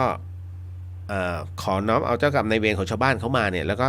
ส่งขึ้นนะฮะคือถ้าบุญถึงพร้อมเขาก็ขึ้นแต่ถ้าบุญมันไม่ถึงพร้อมเนี่ยเขาก็แค่บรรเทาเหตุแห่งกรรมของเขาลงได้บ้างให้อภัยเราไหมแล้วแต่เขาให้อภัยไม่อภัยแล้วแต่เขาเลยแต่กรณีตรงนี้ถ้าผมเคลียร์ไม่ทันเราก็ป่วยเราก็น็อกก็แค่นั้นเองนะฮะคือไม่ได้มารับกรรมแทนเขาเพราะฉะนั้นเจ้ากรรมนายเวรเขาไปคุยกันเองไงเป็นการขอโหสิให้โหสิขอโหสิให้โหสิขอโหสิให้โหสิส่วนในส่วนของเจ้ากรรมนายเวรนั้นไม่รู้เขาจะให้ไม่ให้แต่เราให้แล้วจบกันนั่นนะฮะผมก็มีหน้าที่ในเมื่อส่งเชิญมาแล้วเข้าคิวขอโหสิแล้วในเมื่อท่านไม่ให้คิวในเรื่องของการให้โอโหสิคนเป็นท่านก็กลับไปอยู่ภพภูมิเดิมแดนเดิมของท่านแต่ท่านมีจิตอันเป็นกุศลให้โอโหสิเช่นกันจากที่เคยถูกทรมานสมมตินะถูกหอกจิ้มอยู่10 ทีจึกท่านอาจจะเจออีกทีสุดท้ายแล้วท่านเปลี่ยนภพภูมิก็ได้แค่นั้นเลยฮะนี่คือหน้าที่ผมนะฮะไม่ได้มาโอ้โหไปทำพิธีไปดึงเจ้ากรรมนายเวรเดี๋ยวกูรับกรรมโอ้ยถ้าเป็นอย่างนั้นเนี่ยเอาไอ้คนเนี้ยนะเอามาเป็นที่ปรึกษารองนายกก็ได้หรือว่านายกก็ได้ช่วยหน่อยช่วยเหลือประเทศไทยหน่อยเก่งขนาดนั้นนะเพราะฉะนั้นนะตรงนี้ถึงได้บอกว่าบางครั้งแน่นอนที่สุดนะฮะตัวกรรมเนี่ยมันแค่ถูกเบี่ยงเบนแล้วก็บรรเทาได้แต่กรณีของภิกษุปายนะฮะถามว่ากรณีตรงนี้เที่ยวดูไปหมดเลยทั้งหมดทั้งมวลเนี่ยมันใช่กิจไหมนะฮะถ้าท่านบอกใช่กิจเนี่ยข้อไหนที่เป็นกิจนะคือศีลมีเอาไว้เพื่อให้ประพฤติตามเหตุนะแห่งธรรมนะครับอันนี้ไม่ได้ตำหนิแต่ว่าเป็นการแลกเปลี่ยนนะฮะท่านภิกษุณีนะแล้วก็พอมาถึงตรงนี้ในเรื่องของภิกษุณีปลายคุณผู้ฟังครับผมจะเล่าเรื่องหนึ่งที่องค์พระบาทสมเด็จพระจอมเกล้าเจ้าอยู่หัวรัชกาลที่4เนี่ยนะฮะซึ่งณตรงนั้นแน่นอนที่สุดปราชญ์ชนปราชญ์ก็คือสมเด็จพุทธจารย์โตพรหมรังสีถูกไหมฮะกรณีของรัชกาลที่4เนี่ยเหตุการณ์นี้เกิดขึ้นเมื่อปี 2430ถ้าจำไม่ผิดขออภัยจำผิด 2403 ไม่ใช่30 2403เรื่องนี้รัชกาลที่4ทรงประกาศไว้ว่าห้ามพระภิกษุไม่ให้ใบ้หรือแทงหวยนะฮะหรือประพฤติอนาจารนะฮะณตรงนี้เนี่ยรัชกาลที่4นั้นท่านได้ทรงประกาศเอาไว้ในเรื่องตรงนี้นะฮะเป็นการประชุมประกาศรัชกาลที่4ภาค5เพื่อควบคุมพระสงฆ์สามเณรที่ทำตัวไม่เหมาะสมนะจากหลายประการคือต้องบอกก่อนว่าในสมัยก่อนเนี้ย วงการสงฆ์นั้นฟอนเฟะมากจำได้ไหมฮะพุทธธรรมนายขององค์พระสัมมาสัมพุทธเจ้าว่าศาสนาพุทธจะอยู่ได้เพียงแค่ 5,000 ปีเท่านั้นนี่คือพศ 2,500 ถูกไหมฮะนี่คือครึ่งหนึ่งของพุทธกาลแล้วพุทธธรรมนายนี่คือครึ่งแล้วนะแล้ว2,500 ปีนี้66เลยมา66 ปีแล้วเริ่มเสื่อมตามพุทธธรรมนายแต่จริงๆแล้วมันมีในครั้งของก่อนที่จะถึงครึ่งนึงเนี่ยมันก็มีมาแล้วฮะพวกที่เริ่มบิดคำสอนเริ่มทำตัวเรียกว่ากึ่งอารัชชีก็มีเยอะนะฮะเมื่อเกิดขึ้นนั่นคือเป็นพระเถรวาทก็คือมหานิกายนะฮะแต่พอถึงนั้นตรงนั้นเสร็จปุ๊บด้วยรัชกาลที่4มองดูแล้วว่าถ้าเป็นเช่นนี้พระพุทธศาสนาจะถูกย่ำยีแน่ๆนั่นก็คือคารวะจะตีตนเสมอพระทันทีทั้งที่ข้อศีลต่างกันเลยท่านเล็งเห็นตรงนี้จึงก่อตั้งอีกหนึ่งนิกายขึ้นมาเป็นธรรมยุทธนะเป็นธรรมยุติกานิกายพอถึงตรงนี้เสร็จปุ๊บพระธรรมยุทธจึงมีกฎในเรื่องของพระวินัยต้องเป๊ะที่สุดนะฮะจึงเป็นที่มาที่ไปเกิดตรงนี้ขึ้นแต่ถามว่านิกายเถรวาทหรือมหานิกายเนี้ยท่านเป็นอย่างนั้นจริงหรือเปล่าแน่นอนในเมื่อมันเกิดขึ้นตรงนั้นมันก็ต้องมีการสังคายนาการทำสังคายนาเกิดขึ้นในหมู่สงฆ์กันเองก็เลยปรับมาเรื่อยๆนะฮะเนื่องจากว่าเริ่มมีอีกหนึ่งนิกายมาเป็นคู่แข่งถ้าไม่ปรับแย่แล้วนะฮะดังนั้นในสมัยก่อนนั้นเนี่ยนะตั้งแต่รัชกาลที่4ปรับมามีนิกายธรรมยุทธขึ้นมามหานิกายเนี่ยหรือนิกายต่างๆเนี่ยจึงเริ่มปรับรูปแบบในเรื่องของข้อวัดนะฮะไม่มีการปล่อยปละละเลยอีกเลยจนมาเริ่มมีปัจจุบันเนี่ยนะฮะที่จะมีประท้วงไม่เป็นธรรมทำไมต้องเป็นอย่างที่ผมบอกนะฮะถ้าคุณไม่พอใจที่จะรับกฎของคณะสงฆ์อย่ามาบวชแม้กระทั่งเนนด้วยฮะสึกออกไปเพราะพระท่านมีกฎของท่านมีพระวินัยผมบอกเลยไงว่าถ้าน้องอยากจะกินเย็นตาโฟนะฮะชามละ20นะฮะซึ่งดูแล้วเฮ้ยมันไม่หรูว่ะฉันกินเย็นตาโฟชามละ500ซึ่งนั่นคือชามละ500คือการบวชน้องยอมที่จะเข้ามาสู่กฎเกณฑ์ของ500นะตรงนั้นไงน้องยอมเองนะน้องเนนยอมเองเพราะฉะนั้นในเมื่อตรงนี้น้องต้องรับกฎของเขาได้ไม่ใช่ไปประท้วงฉันมีสิทธิเสรีนู่นเลยสึกเลยคุณเข้ามาเองเพราะว่านี่คือวงการของสงฆ์ในเรื่องของการปฏิบัตินะก็อันนี้ฝากไปถึงพระภิกษุที่แต่งกายเลียนแบบพระภิกษุนะฮะด้วยนะครับเพราะว่าท่านเข้ามาเนี่ยหรือว่าท่านเสียดายล่ะถ้าท่านเสียดายท่านติดความโลภไงนะฮะแล้วเดี๋ยวจะให้โยมเขาจับกันได้อยู่เรื่อยๆมันผมว่ามันดูน่าเกลียดไปหน่อยนะเนี่ยปากผมเป็นอย่างเงี้ยแต่มันต้องพูดไงฮะนะฮะผมไม่ได้ตีเสมอท่านนะฮะต้องบอกขอโหสิไว้ก่อนเพียงแต่ว่าอยากกราบขอโหสิด้วยแล้วก็อยากกราบอาราธนานิมนต์ถ้าท่านประพฤติผิดพรหมจรรย์ก็สึกเถอะครับนะฮะแต่จริงไม่จำเป็นเพราะว่าในเรื่องของการผิดพรหมจรรย์เนี่ยฮะถือว่าปาราชิกหรืออาดินนาขโมยถือว่าปาราชิกเรียกธรรมดาก็ได้นะฮะคือพระดีๆท่านเนี่ยที่ท่านเคร่งเยอะมากท่านพลอยนะฮะพลอยไม่เป็นสุขไปด้วยมันกระทบกระเทือนแล้วผมไปหาครูบาอาจารย์หลายๆที่เนี่ยท่านก็ฝากมาช่วยเตือนกันหน่อยนะฮะนิดหนึ่งพอถึงตรงนี้นะฮะในเรื่องของการควบคุมสามเณรที่กระทำตัวไม่เหมาะสมหลายประการเนี่ยไม่ว่าจะเป็นเรื่องของหวยทั้งการใบ้ทั้งการเล่นรวมไปถึงปลอมเป็นคฤหัสถ์กินเหล้าและเที่ยวกลางคืนมีมาตั้งแต่สมัยรัชกาลที่4ฮะที่เป็นข่าวเนนแต๋วนะฮะใช้ชื่อเล่นแล้วกันนะครับแล้วก็ทำตัวไม่เหมาะสมสึกเถอะครับน้องนะฮะเพราะว่าถ้าน้องเที่ยวกลางคืนด้วยเนี่ยจบแล้วฮะนะครับเขาเรียกสึกบก น้องกลับมาห่มผ้าเหมือนเดิมเนี่ยไม่ใช่เนรแล้วฮะน้องจะบอกน้องมีศีลเหมือนเดิมไม่อันนี้คือหลอกลวงนะระวังมันตีกลับตัวกรรมมันตีกลับไปที่น้องแล้วมันจะลามไปถึงครอบครัวเพราะน้องเป็นกำลังเล่นกับสิ่งที่มองไม่เห็นฮะนะฮะอันนี้บอกไว้ก่อนนะจากนั้นกรณีท่านยังบอกว่าสำหรับเรื่องพระสงฆ์ใบ้หวยเนี่ยให้ประกาศอธิบายไว้ว่าแต่ครั้งก่อนพระราชาคณะผู้น้อยผู้ใหญ่ท่านประชุม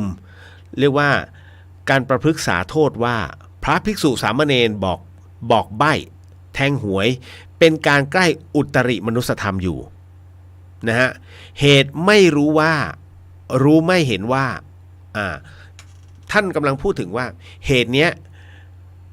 ไม่รู้ว่ารู้ไม่เห็นว่าเห็นเข้าใจใช่ไหมฮะการใบ้หวยแทงหวย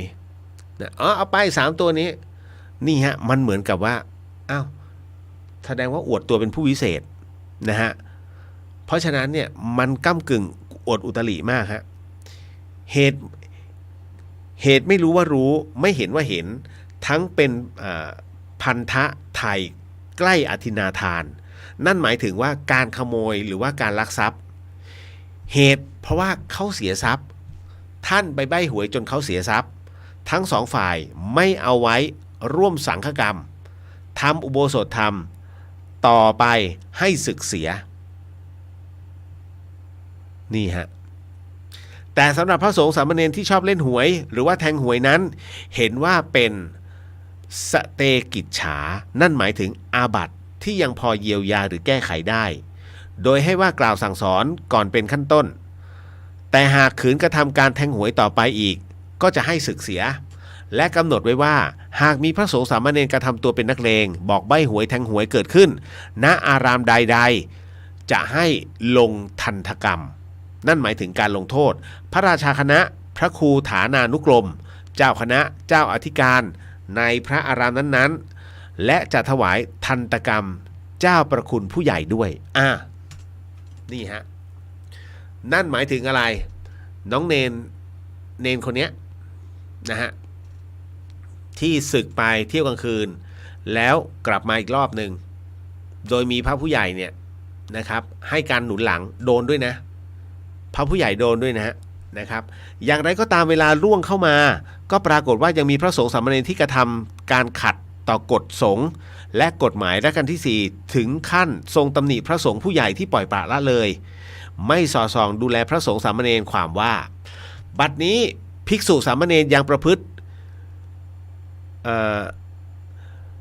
บัดนี้ภิกษุสามเณรยังประพฤติขืนหมายยืนอยู่หาประพฤติตามกฎหมายที่ประกาศไว้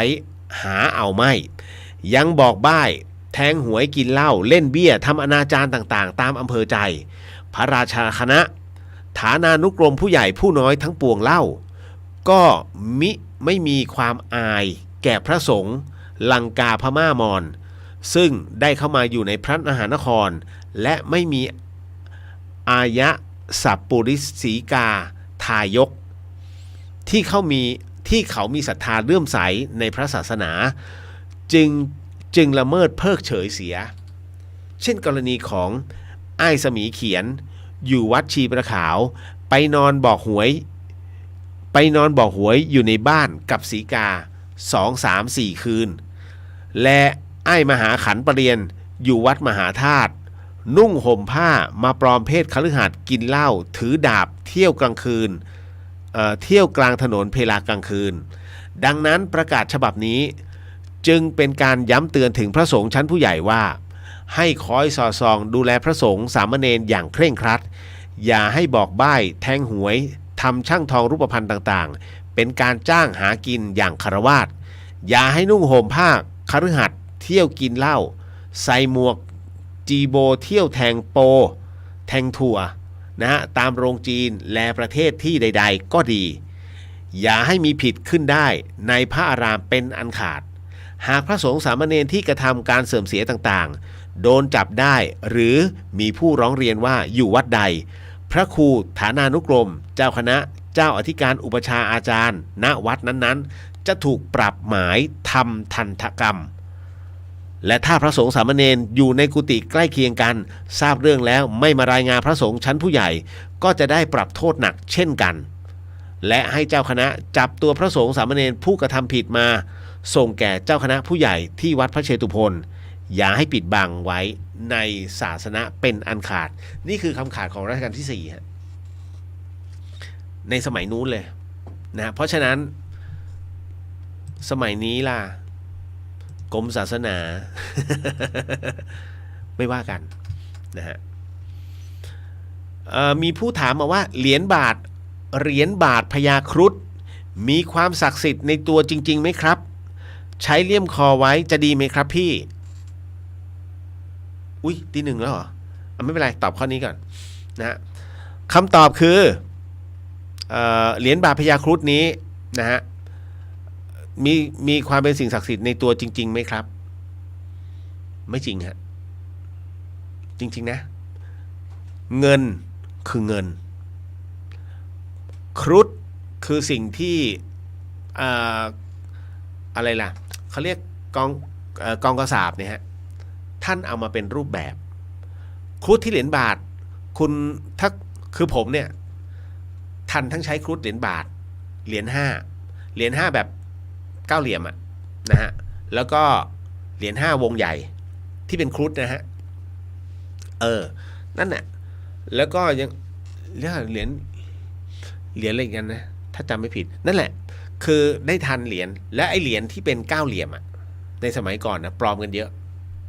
คุณดูดีนะเพราะจะมีอยู่ช่วงหนึ่งมันไอพวกปลอมเหรียญ5ที่เป็นครุฑนะฮะมันเอาตะกั่วมานะแต่เหรียญ5ที่เป็น9เหลี่ยมนะฮะไม่ใช่8เหลี่ยมนะเป็น9เหลี่ยมเนี่ยนะฮะเขาบอกว่ามันมีแร่เงินมากที่สุดนะผมเคยเอาไปแลกที่กระทรวงที่กองคลังจังหวัดนนท์พวกเอา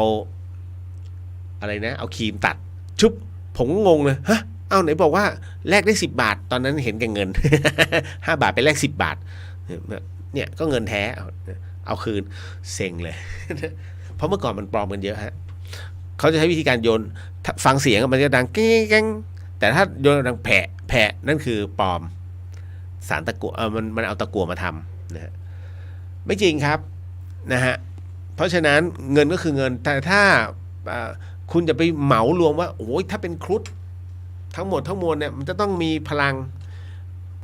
ถ้าใช้ซื้อหนมได้ก็ซื้อแต่มันหมดยุคหมดสมัยไปแล้วนะฮะไม่จริงแต่ถ้าเอาไปเข้าพิธี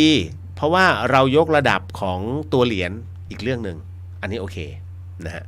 อ่ะหมดช่วงเวลาเดี๋ยวขอ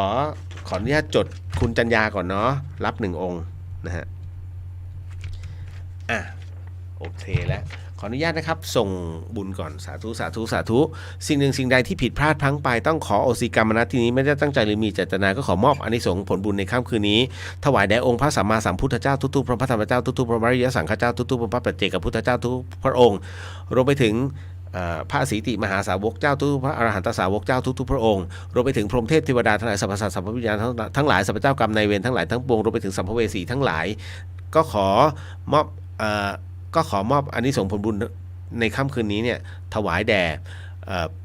พระราชพรหมยานหลวงพ่อฤาษีลิงดำก็ขอให้ท่านให้ได้รับอานิสงส์ผลบุญในค่ำคืนนี้ด้วยเช่นกันขอมอบอานิสงส์ผลบุญในค่ำคืนนี้ถวายแด่พระอาจารย์ภัสกรภูริวัฒโนภวิไลขอให้ท่านได้รับอานิสงส์ผลบุญในค่ำคืนนี้ด้วยเช่นกันขอมอบอานิสงส์ผลบุญในค่ำคืนนี้มอบให้กับคุณผู้ฟังที่ฟังช่อง FM 104.50เมกะเฮิรตซ์จังหวัดเชียงใหม่แล้วก็จังหวัดใกล้เคียงรวมไปถึงคุณผู้ฟังที่ฟังในช่อง YouTube ของวัดไฟหินแล้วก็ช่อง Facebook ของวัดไฟหินทุกๆช่องทางก็ขอให้ท่านนั้นได้รับอานิสงส์ผลบุญในค่ำคืนนี้ด้วยเช่นกันขอมอบอานิสงส์ผลบุญในค่ำคืนนี้ให้กับคุณผู้ฟังที่ฟังในช่อง Facebook ของพุทธิสิทธิ์รัตนสมบูรณ์แล้วก็เรียวเดอะเฮียนก็ขอให้ท่านนั้นได้รับอานิสงส์ในค่ำคืนนี้ด้วยเช่นกันนะครับขออนุญาตนะฮะสาธุ ยะถาวาริวหาปุราปริปุเรนติสาครังเอวะเมวะอิโตตินังเปตานังอุปกปติ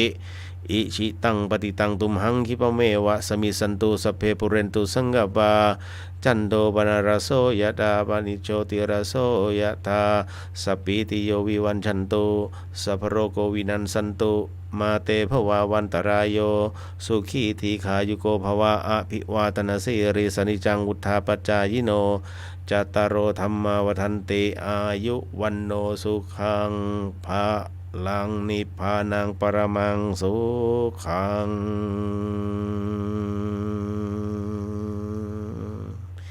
สาธุสาธุสาธุแล้วเจอกันวันพรุ่งนี้เนาะ